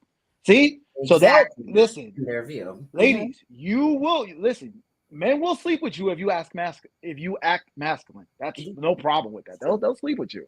But if you're wondering why a man is not taking you serious past, just hooking up or none of the men are taking, you might want to start saying like, well, what's wrong with me? Okay. And once again, this goes on both sides of the house, men and women. If you're sleeping around a lot in this day and age, I know it's fun, it's easy to do, but we are an overly sexualized society. Mm-hmm. And if you are sleeping around a lot and you're really there's nothing there, at some point you're gonna find yourself just empty. Mm-hmm. You're gonna find yourself alone. You're gonna find yourself empty, and you got to stop doing that, both men and women. I'm putting that out there. It's not healthy. You're pouring yourself into too many different vegetables. Areas. Yes. Yeah. Yep. Each time, time you do have intimacy with somebody, you are, losing a part of yourself. Yeah, you're losing your part of yourself. Yes. Yeah. What was your question? It was for the person who said about the bull one being sexy, because now we have a different viewpoint. That's what I would like to know, which I completely understand. Women with tattoos, I can understand. They're going to be more appealing to want to actually marry, because you see immediately there's nothing but femininity about that. Well, from the surface, it could be nothing from femininity, because there are women ain't tatted and they still very masculine. But say for that one with the bull ring for the piercing, he thought it was sexy. Does sexy make them not marriable? Could be. He's sexy and still marriable. And I'm not gonna put words in Junk's mouth. But he could. I'm not gonna put words in Junk's mouth. He can. Oh no, not Junk. There was the other guy. I wanted to see if he could answer. Like, if Junk is the one who said. Yeah, it was Junk. But it could be that a lot of guys, and this is where women get disconnected, because women don't realize that men could be with women. Men. We got two line of thoughts, right? We look at who's going to be the jump off, who we're just sleeping with, right? Just for fun, which once again, I say that's not healthy. That's not good. But we look at that, and then we look at, is she possibly marriage material? And those are two different types of women. I'm telling you, what we want for wifey is not the same that we want when we're just playing around. True. And a lot of the times we are weeding them by saying, if she's giving it up easy, ladies, you might be thinking, oh, I'm going to show him that I'm easygoing and I enjoy his company and I'm giving it up easy because whatever your reason may be. But a guy might see that and be like, this is not wifey material. And that's why back in the day, there was the whole courting and all that stuff. And I feel like in a corny way, like we need to get back to that. Like women got to start saying no. I know a lot of guys are going to be like, but you know what? If we want women to be decent when it comes to marriage and our kids, then you got to be, listen, if she tells you no, or she's talking to you and she's like, let's build this up. Right. Then you got to maybe ask yourself, like, maybe she's the winner. Maybe she's that unicorn. I don't know. I feel like, a lot of people in dating today, especially women, like they're more apt to sleep with a man quickly because they are longing for that connection. And they feel like, oh, well, if I do show him I'm laid back, if I do go ahead and connect with him in this level, then maybe I can keep him around so that we can, build something further. But really what's happening is you're losing value. You're devaluing yourself. Yes. Do we feel men could be devaluing themselves too? Because not for nothing, just from my opinion. No, because once again, men and women are not equal. Men are not equal. I agree. So I hate to say it, but men have to, and this is once again, this goes back to how kids should be raised. A woman should be raised to be more guarded and more defensive, whereas a man is raised to be more offensive. Trust me, the guys out there who sleep around, right? They're the ones who know how to spit game, right? They're the ones who are about their hustle, right? And the guys who have a high, as much as it's weird to me, but the guys who are, really good with women, you could see it, you could tell it. You're like, yo, this guy is really good with women, right? And women want that. Women want the guy who knows how to get women. I'm sorry. No. I'm sorry. I have to disagree on that point, because for me, like, yes, it can seem attractive, but just like how you said, if you see a woman that's so free, there are some of us as women too that's like, okay, but if you can so easily be macking it to any woman in there, why should I bother marry you? Because you're not going, because I thought marriage was about being fake, or sticking, because somehow being loyal at least to that one person. But so he becomes a challenge. He becomes like, oh, I can tame him. Exactly. And then some of us don't mean anything Thank else you, Lynn. about it. Thank you, Lynn. Because I'm about to I'm gonna put some stats out there. That's a challenge I can take. And there's some of us who are saying, I don't want anything to do with that. Right. Because me, if I see that, me and you ain't dealing. And then there'll be that same one that wants to court the hell out of you.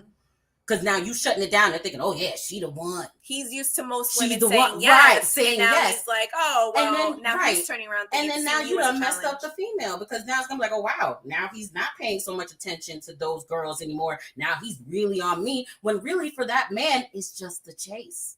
Because you could be sitting there for the longest time with, I'm not gonna say the word because I'm pretty sure it's not allowed on YouTube, right? I don't know. All right, so let me go through some of the comments, because I'm just saying, like, I feel like she asked some questions, and they're YouTube is giving you answers. So let's go through them. Sorry. So no, you're good. There's nothing to be sorry about. You're a great guest. We're gonna have you on again. No. So Fuzz said, I also will never date a lady with too many YouTube, Insta, Facebook subscribers. I agree with that too. I agree too. Same with the man. I agree with that. Exactly. Both ends. If they have a lot of that, then that's their focus. They're seeking attention. So I agree with that one. Junk said, I dated a woman with a face tat. It was really behind the ear, but one of the most feminine women I ever dated. So see, there's other people out there that are saying it. But once again, we got to talk averages. And this is what I'm hearing all around, right? This is what I'm hearing from people. So we can't, if what you go with some of the unicorn scenario, but we got to talk about on average, right? On average, right? So, but we have outliers, right? There's outliers out there. So, Junk said, women with a whole tattoo sleeve, I'm good. And then Fuzz said, tattoos mean loudmouth and head picking. Because once again, when there's a bunch of women in a group, there's always going to be the one that wants to be the leader. Right. And if you're not dominant, she's going to want to be the leader over you too. She's trying to be the dominant one. That's what head picking means? What? How does that, like, what would that be? Meaning, like, you always directing how things go. So Junk also said, if I was seriously dating to marry with a woman, it definitely would not be her way all the time. I could live like that. Junk also said, I think bull rings are sexy. I think cheek piercings are sexy. I'm into females with piercings though. Exactly. So it just depends on the perception. Yeah. Junk said piercings are a feminine thing to me though. Which I do agree, because you know what? When we were talking about how your little one got earrings, his ear pierced, I was like, man, that's a very feminine energy. So I do agree that piercings is a feminine thing. I just think, and I'm not against all the other piercings. This one right here, I don't know. To me, that symbolizes feminism, feminism, and I'm like, even when dudes have it, that thing just, I don't know. Because I just want to pull it off. Right. That's more of me. Because, say, for example, I'll give my personal example. I ain't afraid. Hang on. I had to pull up the definition. For those who don't know what head pecking is, because I never heard that term. The less than subtle attempt to seduce someone by displaying strong animal tendencies. So just trying to be that alpha, trying to take. No. He said you spelt it wrong. Hen, like chicken, hen. Right. That's why I was like, head picking. Okay, all right. So when you guys said head picking, I'm thinking of picking scabs off of your scalp. Nasty stuff. Pecked. When the male complies to every single demand of his girlfriend or wife, and the female is in complete control of her man. Okay, yes. I'm not for nothing as a woman. That could be annoying. But it's annoying when women do it. Listen. When there's a group of women and there's the one that's the alpha, the Karen of the group, you guys find it annoying, right? But so what makes you think a guy wants to deal with that when it's like, no, I want you around to be feminine. Like, can't you be like that? Where's that feminine nurturing energy, man? That's like, I don't know. That's what drives me crazy. It's like, when she comes over and she starts touching you and you're like massaging out of the blue, and you're like, oh, okay, all right. And then like she comes into you, like trying to, nestle up to you and all that. I'm like, okay, Like, I feel like the king right now, you know? No but like, if she comes in all like Mm-hmm. trying to be in charge, I'm like, oh, I can't deal with this. I can't. Right. But what happens, like we said, there's some people who are just laid back, and then you're giving that wrong message to your partner. She's trying to be feminine, but you're just so busy being masculine, like you're not even showing acknowledgement. You're not being receptive Mm-hmm. because you being laid back, you wanted that alpha woman, and then now you got it, and then now you mad. Mm-hmm.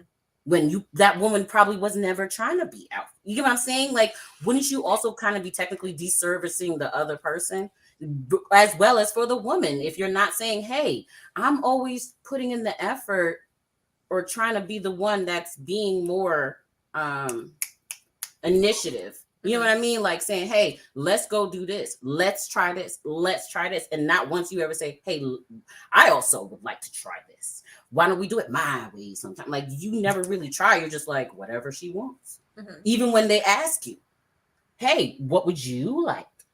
Let's do something on your masculine side. And then you're just like, nah, sure, whatever you want. Then that's when you can maybe have a woman that you lose respect in that way.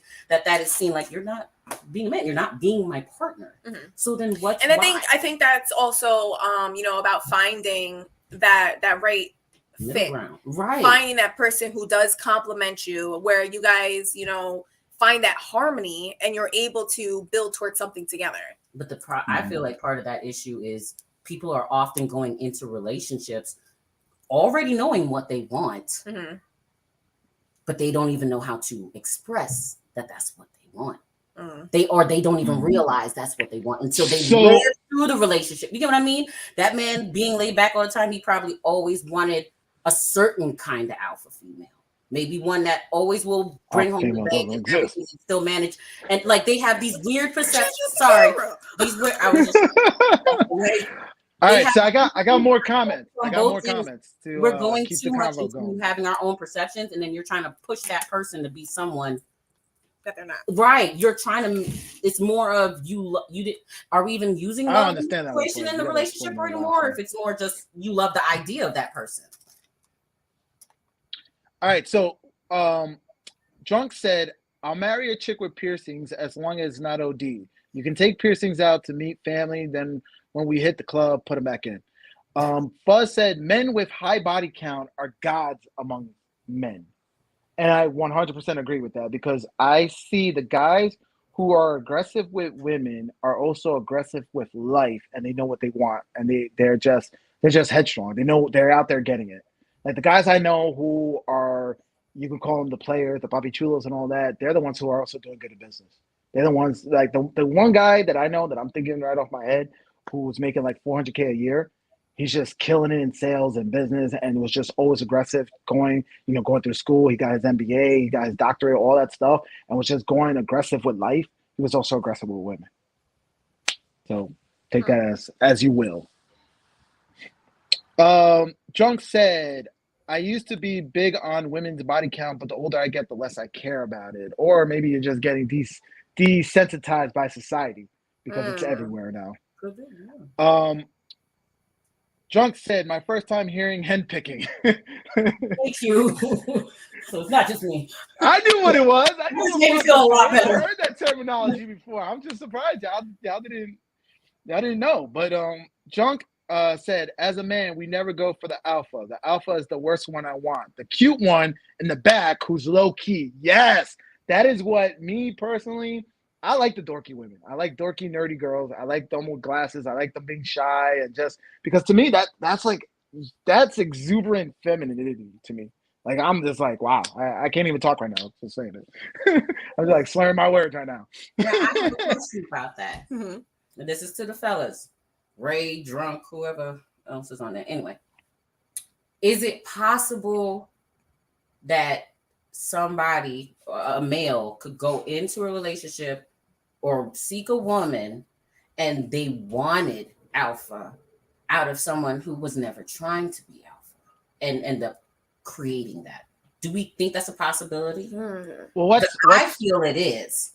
Well, I feel like if a woman, is in a relationship and she's changing in that relationship, it's from a lack of there's something that she needs that he's not providing, so she's stepping into that role. And I don't think it's something that it's naturally something that she wanted or naturally something that she was trying to find. Right. But she's tired of seeing this lack, so she's stepping up and she's doing it. And do you feel it's possible that it could be vice versa? A woman could inadvertently go into a relationship saying, hey, you know, I always wanted that masculine, or maybe I always wanted that feminine, and end up disservicing the man and ended up making them more feminine. For example, there was a time when where there were women out there feeling like they were the blame of their spouse ended up finding out that they're gay. You know what I mean? And then the women will be sitting there disservicing themselves for the rest of their life and taking that along, that luggage, to another relationship because the conversation was never had in that first relationship, that maybe it had nothing to do with her, or maybe it did. Maybe she helped nurture him so much that that's always what he needed and he never got when he was a kid, whatever the case. But you get what I'm saying? Or vice versa as a woman. I gotta laugh at this one because in middle school, I definitely dated a guy, and the week after we broke up, he started dating a guy, and I was just like, thank you! I was like, wait a minute, hold up. Yeah, but I have to believe that he had feminine traits. He had to be showing feminine energy. Right. And because on average, and once again, there are masculine gay guys out there. There are a lot more masculine than that too. Right? Exactly. But on average, gay guys tend to be feminine. I'm just saying. I'm putting it out there. Their energy tends to be feminine, right? So I don't know, ladies. You didn't detect that he was kind of, you know. But that's the thing. It can go both ways. There are men that go out there. They could get in a relationship with a woman. It could be that dorky girl in the back. I'm not talking about myself. I'm just saying I'm a dorky girl, but this is not what I'm talking about. But anyway, they could go for that dorky feminine person and end up that person coming out more masculine. Then they're gay. And then it's going to be like, why are we not saying to the man, did you not see red flags? You expected me to see red flags. But I also believe, but once again, a man would not have problems with a woman being gay. And honestly, I think most women tend to be bi anyway. That's just me. And guys kind of want women to be bi, right? Who wouldn't want a threesome, right? With another woman, right? I mean, come on. So it's not a bad thing when I feel like there are she a lot of leaves you and she's like, oh, I'm a lesbian now. I'm like, okay, I wish you would have done it when you were together. I know a man personally that is not okay with gay. Yeah, I think there's a lot of men who are like, no, I don't want to share my woman. I don't want to be in that scenario. Well, let's not. Well, threesome? Yeah. What's wrong with them? Threesomes are dope. I'm telling you, but there are some men who are out there like, if that's the case, what the hell are you doing with me then? I don't think that's wife material. I don't see somebody wanting their wife to be shared. Exactly. I don't know. We'll see. These are the women. Man, the comments are going. We gotta go back to the comments. I'm losing track of them. They're going. You're not seeing them yet, Lynn? They're not popping up. No. No? Oh man, this one's a good convo. We're having a good convo today. I like it. I love it. Thank you for everybody. Listen, let me take the time right now to thank our guests. Thank Lynn. Thank everybody on YouTube who's watching. Fuzz, Junk, thank you so much for the comments. Thank you, everybody. Lynn, our guests, everybody. We're putting together this great content today. We're having these conversations, and I love it. I just love it to see like it's coming together. You know, right? That was Ray's Oscar speech. He's just practicing. You know. I'm so done. Oh, say thank you to everybody. Oscars earlier, you know. I didn't thank mom. I want to thank my mom. And I'm going to thank mom and God and everybody. He didn't even thank mom for his Oscar. I gotta thank God, and if I didn't get to you guys, the music started playing. So if you didn't get a thank you, you know who you are. Thank you anyway. Love everybody. Love you. Fuzz said relationships mean same person, different face. And I don't understand what that means. If that means like you got the same person, but you're constantly evolving, so it almost feels like you're dating a different person. Fuzz, you got to clarify on that one. Junk said, ask the guest if she was dating a man for 3 weeks and he asked her to change something about her personality, would she be turned off? Ooh, the guest just stepped away.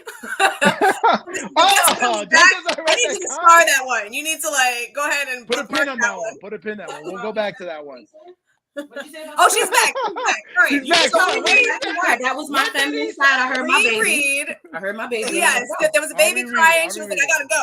Because it's my baby. Right, so Junk said, asked the guest if she was dating a man for 3 weeks and he asked her to change something about her personality, would she be turned off? Apparently, no. Because I'm married after doing that. Not for nothing. I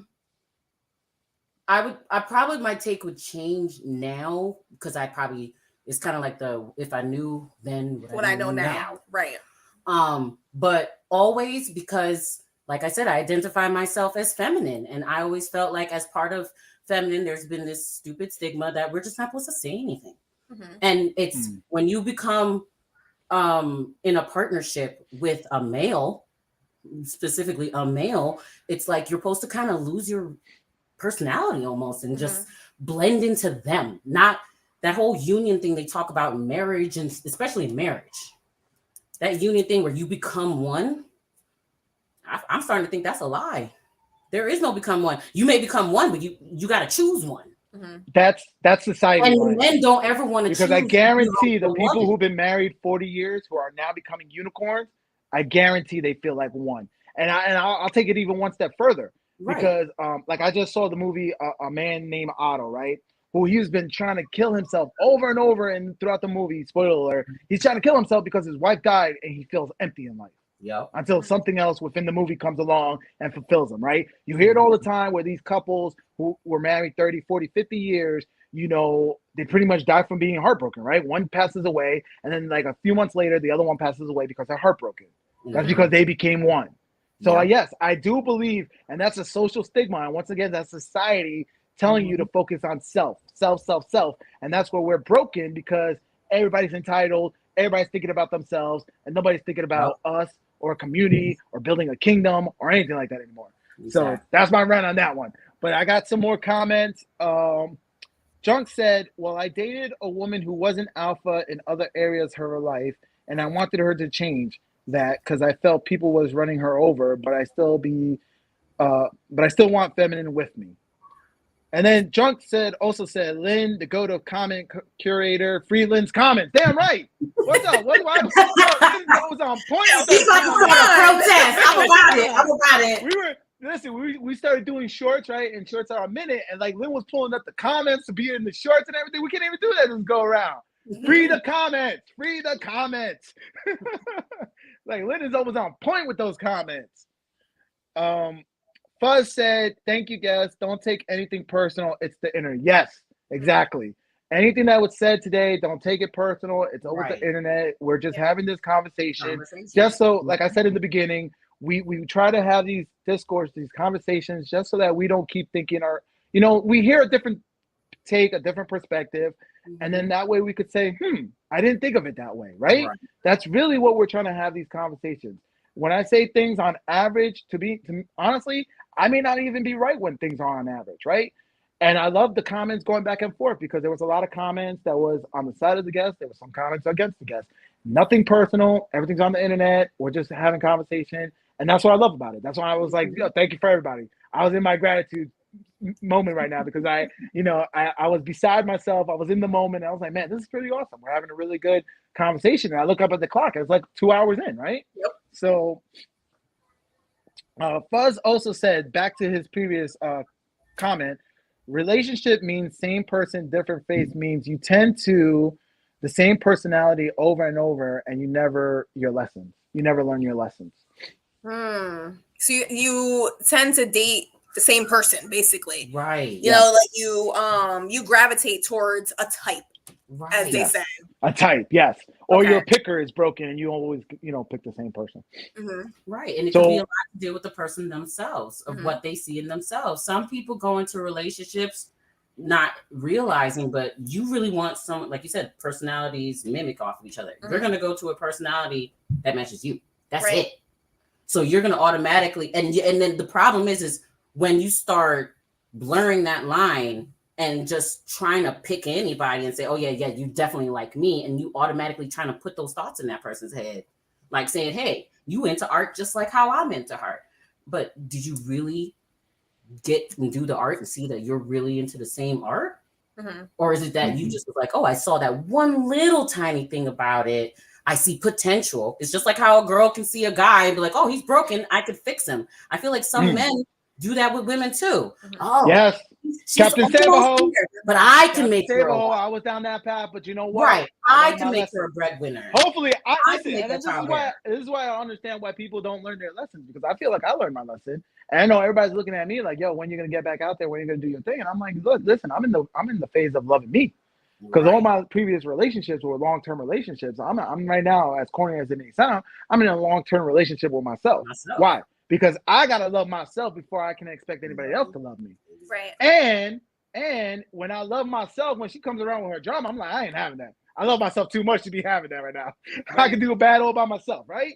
So that's where I'm at right now. So there's a lot of guys out here, Captain Savaho, there's a lot of women out here who thinks they can change the bad boy. And you got to realize it, like, some of these individuals are who they are, and you just got to realize, they're not yours. It's just your turn. That's it. Yeah. But I got more comments. Huh? There was a comment that I saved from earlier that I was going to pull up, but if you have more comments, go ahead. Yes, I got one.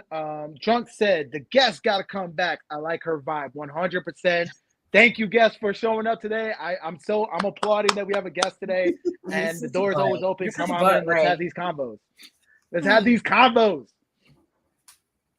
Agreed. And then Drunk said, especially for the type of combos we be having. Yes, because that's how we are on this channel. We are going to have the conversation, and we ask everybody on YouTube, socially in our lives, like, listen, you want to be around us, let's talk about things, because there's a lot of things going on, and we want to grow this community to be better. We got it. And it starts with us. It starts with us having this conversation. So I'm going to pull this up from earlier. It says, have you guys heard of the TLC dating show called MILF Manor? Sexy moms looking for young men. The young men were secretly their sons. The show is unhinged, wild, and hedonistic. Yes. And it's grown as mothers trying to get with men who are the same age as their sons. Their children. Yeah. And once again, trying to get with people who are the same age as their mother. They're actually out there seeking older women. Yeah. But once again, if the roles were reversed, and this is why men and women are not equal. If the roles were reversed, this would not be on TV. Right. Dads trying to get with their daughters would not be on TV. Exactly. I'm just saying. I find that a problem. Why are we okay with a cougar? Yeah, that's look it up. Let's pull some pictures up. I want to pull some pictures up. And I really want to know, because I've been in that position. So why are we okay with it? But the thing is, like, there is an okay with dads with daughters. It's just not out in the open, or it is out in the open, but on certain websites and stuff that people trying to act like don't exist. Right. That's why we have children being too exposed to that life from an early age. And we have that blur of where there's even young women who are like, I don't want no man around my age. I want someone the age of my daddy. And the boys are doing the same. I mean, I was definitely on one of those dating apps, like, for old people. I was looking for a dirty old man with lots of money. But once again, and this is the reason why there's a stigma when it's a younger woman dating an older man, or an older man going after a younger woman. There's going to be a stigma around it, because why? Because that leans back to that whole patriarchic system, right? Where older men who got established, who has the job, who has the money, is now preying on a younger woman, right? But the fact that we are now living, we've moved past that patriarch society, we're moving into that gynocentric society, right? It's okay the other way around. And honestly, I mean, I get it when it's an older man, because once again, women are attracted to that. Right? Women are attracted to older men, right? Why? Because they have resources, right? They have money. I'm attracted to stability. I'm attracted to someone who has, and it tends to be older guys who has that, right? There's a sense of maturity, and it goes anywhere around. I told my boys the other day, I was like, look, dating's gonna be hard for you, because the girls you like, they're gonna want, the guy in college. I was like, when you're a senior, you're gonna have to probably date a freshman, and there's nothing wrong with that. There's nothing wrong with dating a freshman because you know what? Women tend to like older men. To a certain Whereas extent. when it comes to men, it's not natural for a young man to want an older woman. That's like Oedipus kind of complex, right? But they're saying like it is now, though, and that's what's a no, little. but it's not. It should be. And the fact of the matter is that men are always going to want, no matter what age a man is, he's always going to want that 18-year-old woman. I'm sorry. That's always going to be. You could be 20, you could be 30, 40, 50, 60, 70, 80. However old you are, the guy is always going to be. Why? Because an 18-year-old woman is super fertile, right? She's super fertile. She's in her prime, and you're always going to want woman in her prime. Correct. I agree.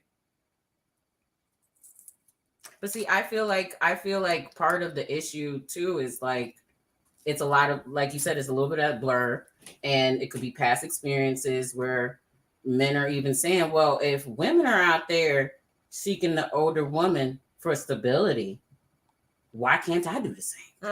You get what I'm saying? See, but when it's a younger man, I automatically assume he's looking for a mom. He's not looking for a mate. He's now I'm realizing that's what I thought. That's what I thought. But now I look out and I've looked. I've dabbled. I'm not dabbling, but I've looked at the dating world right now. Them young boys, they coming for us grown ladies, okay? They're coming. No, but it's not. Listen, I talked. You can't just be my mom. She could also be bringing home the paycheck, and I really don't got to do nothing. Right. They're doing the same thing as well. They are also seeing, I see stability, and also someone who can put her tit in my mouth for both reasons. And listen. I'm gonna come clean. When I was in the Marines, right, and I was like in my mid-20s, like I talked to an older woman, and to me, like the whole drive, the whole excitement was because she kind of reminded me of one of my aunts, right? So there is that whole like weird thing, like that whole weird fetish there, and I'm like, I was cool with it because I was like, you're not my aunt, but you kind of have that same vibe, and it was just that, it's weird. It's not weird. I mean, I did it, but it's not more natural as an older guy looking for that younger thing. I'm just saying. It's more, if a guy's looking for that older woman, it's because there's something there. Now, it's there for me, at least. I'm going to admit that. Quick question for you.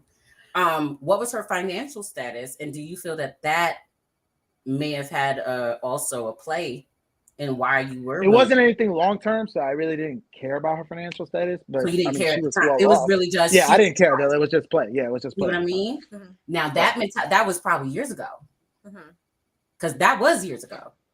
These kids aren't thinking that way. These boys are not thinking that way. They're looking for a meal ticket. They're looking for a meal ticket. Just like how Cardi B and all them talking about, I trapped that dude and I took his money while he was sleeping and he was older. Yeah, I want that money. Why would I need to be working when I can have an old man pay for my lawn and a maid and everything? Men are out there seeing literally seeing they're promoting it to each other. Like I will agree that things are shifting in the sense that now that the roles, men are becoming more feminine, right? Women are becoming more masculine. Guys are okay with being the one who stays at home, right? Yeah. So I'm starting to see a trend where older women who have their career, like the guest said, have their career intact, are getting these young guys who are okay with staying at home. And I'm like, but isn't that little boy energy? Why would a woman want that? Right. Like, is she that so alone that she's willing to take an older son? Right. Like, to me, that's that's not a man, that's your older son, right? Right. Now, my question is, whose fault is that? Is it the women of society or the men of society? It's society overall. Society overall. Right. And these fake ass notions that we keep throwing out there. Age and you trying to go out there, and the only ones are nitpicking at you is the young ones because, oh no, you're not young enough. You know what I mean? Or whatever. And the older ones already got their, I don't want to call them bimbo. I'm gonna be respectful. They already got their young woman. Or what, you know what I mean? Or they already we got so and then that's what's left in the fishing bowl. Let's go in the comments because they're going in. I'm getting overwhelmed, man. You gotta take this over again. They was on point with that shit. She would be popping it, man. I'm telling you. Free the comments. So Drunk said older women for a couple weeks fun as hell, but soon as you hit that 2 week date, that relationship expires fast, like old chicken. Damn. Who's the reference to a chicken? It's a chicken, right? Old. Everybody knows what happens to chicken in the fridge. When Okay? it's old. Yeah, right. After 2 weeks, I mean, that said milk or something like old chicken. Yeah. Drunk said, I don't even talk to women who are more than 3 years younger than me. The vibe is just not there for me. I do. I agree with you. Listen, I understand that. I'm not gonna lie. I got my life put together. I still like going out. I like still thinking I'm young. I'm talking to women 25, 30 years old. That's me right now. Like even Lynn's friends who I was like, I used to find them attractive. I'm like, she's too old for me now. I'm just throwing that out there. See, exactly. But I agree with that too, because I remember for me one time, like yes, there are some women who just end up getting lonely. I was one of those. My biggest rule was at first, ain't ever dating nobody my own age. I wouldn't even date someone my own age. Back then, you had to at least be 2 years older than me. Not even 1 year older. And if you were 1 year old, you had to be able to display that maturity for me to believe, oh, I can. You had to display that you were already somehow maybe an old soul or something, kind of thing. Then eventually, that fishing bowl just wasn't looking good. You were starting to be next to the machine that's floating bubbles up. Okay, so you start adjusting. That's what women ended up having to do. We started, in other words, settling. We started saying, all right, I'm gonna widen I'm not gonna be so picky. Then you have literally women out there telling you should be grateful. Don't be so picky. Widen it. Be a little more opening, and then you open up. I even went through that experience where it was like, all right, maybe 2 years younger than me. Maybe I'll accept that. It's fun. They'll keep me young, right? I'll take one thing she said. But then you're young forever. She said, women got to stop being so damn picky. Yes, I 100% agree. But that's what I'm saying. But that's part of the pickiness, though. Because if we aren't picky, then that means we're still also then being pretty open, like we were talking about before, where I'm sorry, I'm losing what I'm trying to say. Well, let me go to some of the comments while you recollect your thoughts. So John said, like the thing, going back in reference to dating young women, he said, like the things she want to do in life, I already been there, done that, so we don't click. Whereas with me, I don't mind that because once again, I'm in my 40s, all my friends are boring as fuck. I can't really say like, yo, let's go out, let's go hit this, let's go that. So I'm doing that alone. I'm meeting younger people. They're like, yo, you seem cool. Let's hang out. I want to live that. I still want to be young again, right? I want to, as a single guy, I want to go have fun. And plus, I kind of like being in that mentor role when I'm in a relationship. And a younger woman is not going to challenge me as much as somebody my age. Right. And I feel like that's a problem too if it's the other way around when you have if for a woman as well, though. Because I agree completely with John. Something about that gap. It's almost like if the gap in how many years apart with that partner can even be too much, because you're literally you could be grown in literally 2 different time periods of like history, practically. If you get what I'm saying. If you're going too far apart, yeah. Right. If you end up being too far apart or you go with someone younger, you could be sitting there, you knew all of certain things. Like you said, you've been there, you're ready to be the mentor, but that older person don't have time to be that mentor because I'm getting older. You get what I mean? And then now you have someone who's younger and it's like, yeah, you can keep me fun to a certain extent, but how fun really are they if they are always going to be young? Because then y'all ain't progressing. Y'all are just both being a bunch of kids. Which I think is why, like, for women, we do tend to be attracted to the older man because we do want somebody who kind of knows a little more than us, can kind of teach us something. Yes, exactly. That mentoring. Taking on a younger man who's, I don't know. Trying to figure it out like you're trying to figure it out. You got children. You got to be children. Right. It's like now I'm trying to train you. But my expectations are too high. It's just I got a lot of comments. So let's get into them. So John said men seek older women because they know what they want out of life. And it won't be any relationship backtracking and regrets 2 years later from her. Thank you. Older women appreciate a good man more than a younger woman. An older woman not going to risk losing a good dude. That's a good point right there. That is a good point. They're gonna work harder. They're definitely gonna work harder than that younger woman, because the younger woman, if they already are just being granted and mentored, they're gonna be like, oh, I don't have to really try to mature. I don't have to, because I could just ask. There's a source. You could help me. But if it's the other way around and the woman don't have that source, and you have to now be that source to provide, even to help, like, you want to educate, you're going to raise a man? Is that what we're seeing? Like, right, you're raising another kid. It depends on where that male is, because if you do have a younger man, I mean, I'm not saying this is the norm. Right. You know, but there are men who are younger and they're ready to build towards that future. They're ready to create that vision. Exactly. So I get that, because like a 22-year-old woman is not in the same headspace as a 32-year-old woman. Correct. A 32-year-old woman, she is ready to, you know, look towards the future and say, all right, what are the investments we're going to make? What do we want to see long term? Versus a 22-year-old, she's just like, well, I'm looking to have fun. Yeah, I want to get married, but like her priorities in my account. Right, her priorities aren't the same.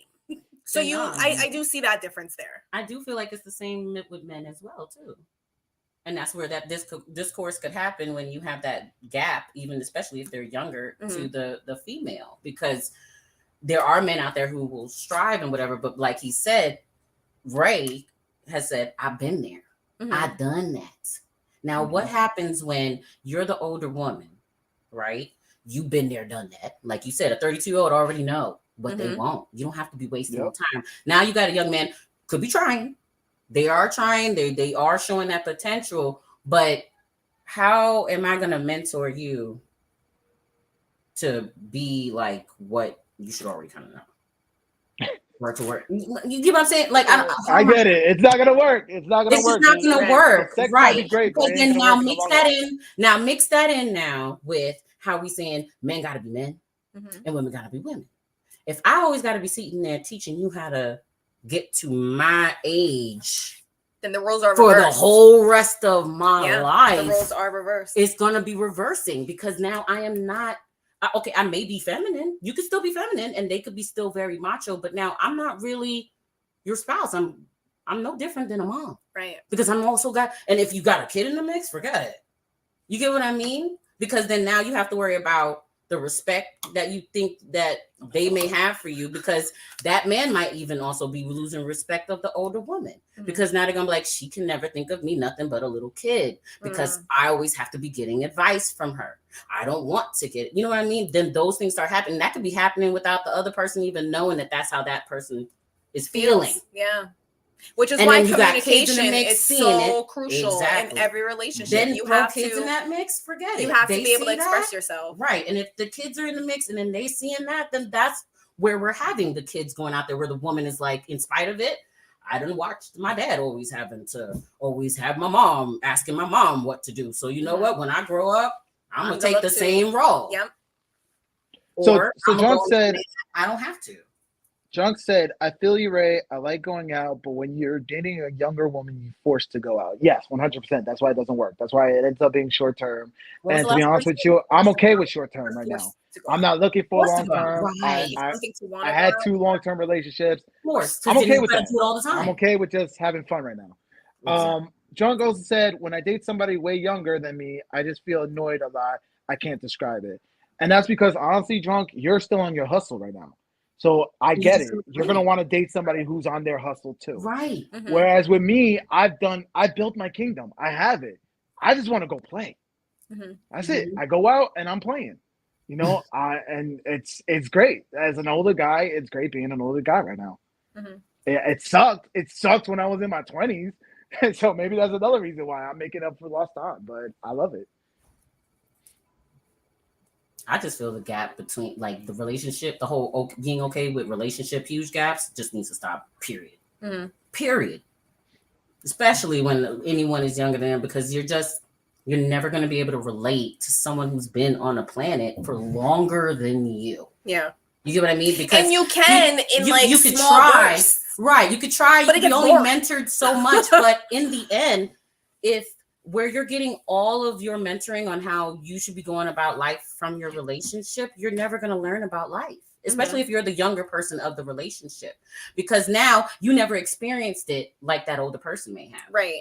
You get what I mean? The reason why I'm able to coach you and say, hey, Maybe you want to go about the situation different. There's an assumption that you're making that the person who's older lived life. There's people going through life and just going through emotions and haven't lived. No, I'm not saying the and older. you could have somebody who's at like 50 and somebody who's 25 who have the both exact life experience. Exactly. So it's like you can't just assume that somebody who's older has so much more life experience. No, I'm saying either way. That assumption happens from either end.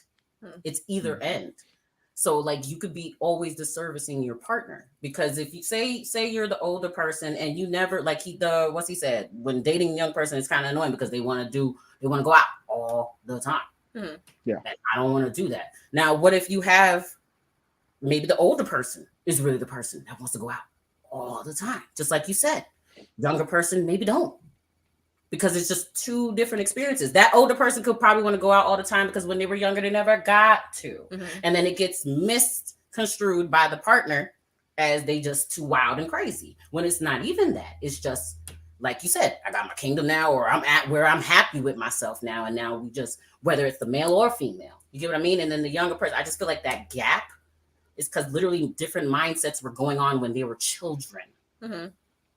So John said, I feel like relationships with a big age gap means somebody's settled. That person can be the man or the woman, but somebody's settled. And I would agree with an older woman and the younger man. I feel like the older woman is settling for that younger man.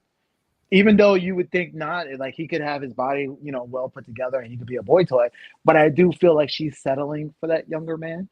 Agreed. But when it's the other way around, I mean, unless it's the younger woman who's settling with the man, how's the man settling if he's getting a woman in her prime?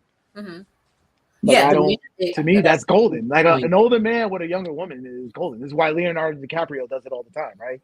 He's 40, 50 years old and he's still dating, 25-year-old supermodels. It's the same thing with Kanye. Kim, broke his heart. He was all bummed, but now he's like dating all these young supermodels, right? So it's the same, like for a man, the woman's always going to be an amazing prize when she's in her 20s, right? Whereas with the woman, I don't know. I feel like I agree with that she's settling, but that's just my perspective, right? But we are on the top of the hour, 2 hours in, Lynn. I'm not trying to keep you. Do you want to keep going, or do you want to? No, I'm actually like playing with the lights. I'm like losing lighting over here. Hold up. Wait, before you say that, Drunk just hit another comment. He said, "Question for Ray: Your perfect woman that you're ready to marry. You love everything about her. What age is she?" I don't know. Age is not a number. It's about the attitude. It's about the individual. Like, is she ready to be married? I think you would be happy with somebody younger than you, somebody who is in their prime, because I feel as though you naturally fell into the role of being a parent. It's something that came natural to you. You enjoy doing it and you do it well. So I think you need somebody younger because I see you having more children. Okay. There you go. Thank you. I like that answer. I honestly mean, though, it tends to the personality, because Junk, you're 100% right. Younger women tend to be, about having fun. And right now, that's all I want right now is fun. But if I were to meet a younger woman who's about having, life together, and once again, like I said, I built my kingdom. Is she willing to come in and help continue building the kingdom, maintaining that kingdom, or she's coming to destroy that kingdom? And that's where a lot of guys got to be worried about, because like I said earlier in the top of the show, guys are out here getting divorce rate. I'm not trying to have that happen to me. So, and John said his closing. He said, "Great show, guys. Great guest commentary. Yes, we love our guest, and we hope she comes back again to provide more content." So, Lynn, anything else you want to say? We've been 2 hours and 13 minutes. This is a good one. Yeah, that's it. I think it was a great show, guys. Thank you so much for being in the comments.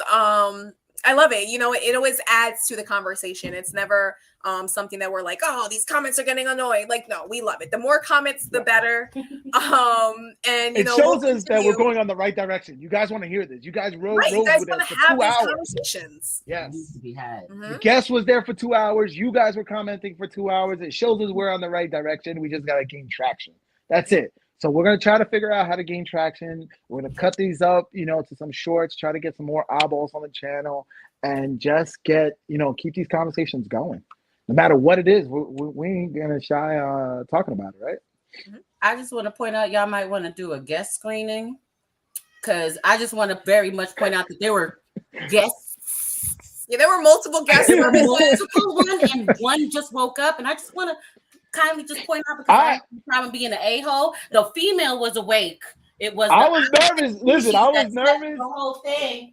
I thought it was going to be 2 against 1, right? And I think I held my own, and you know what? It was a good combo. I didn't feel like it was one-sided one bit. So I'm like, all right, I got to have this one alive. Great, guys. We love you. We'll see you on Thursday show. If you haven't already, be sure to subscribe and hit that bell. We'll be going live around 4 p.m. on Thursday. Peace. All right. Hit the button.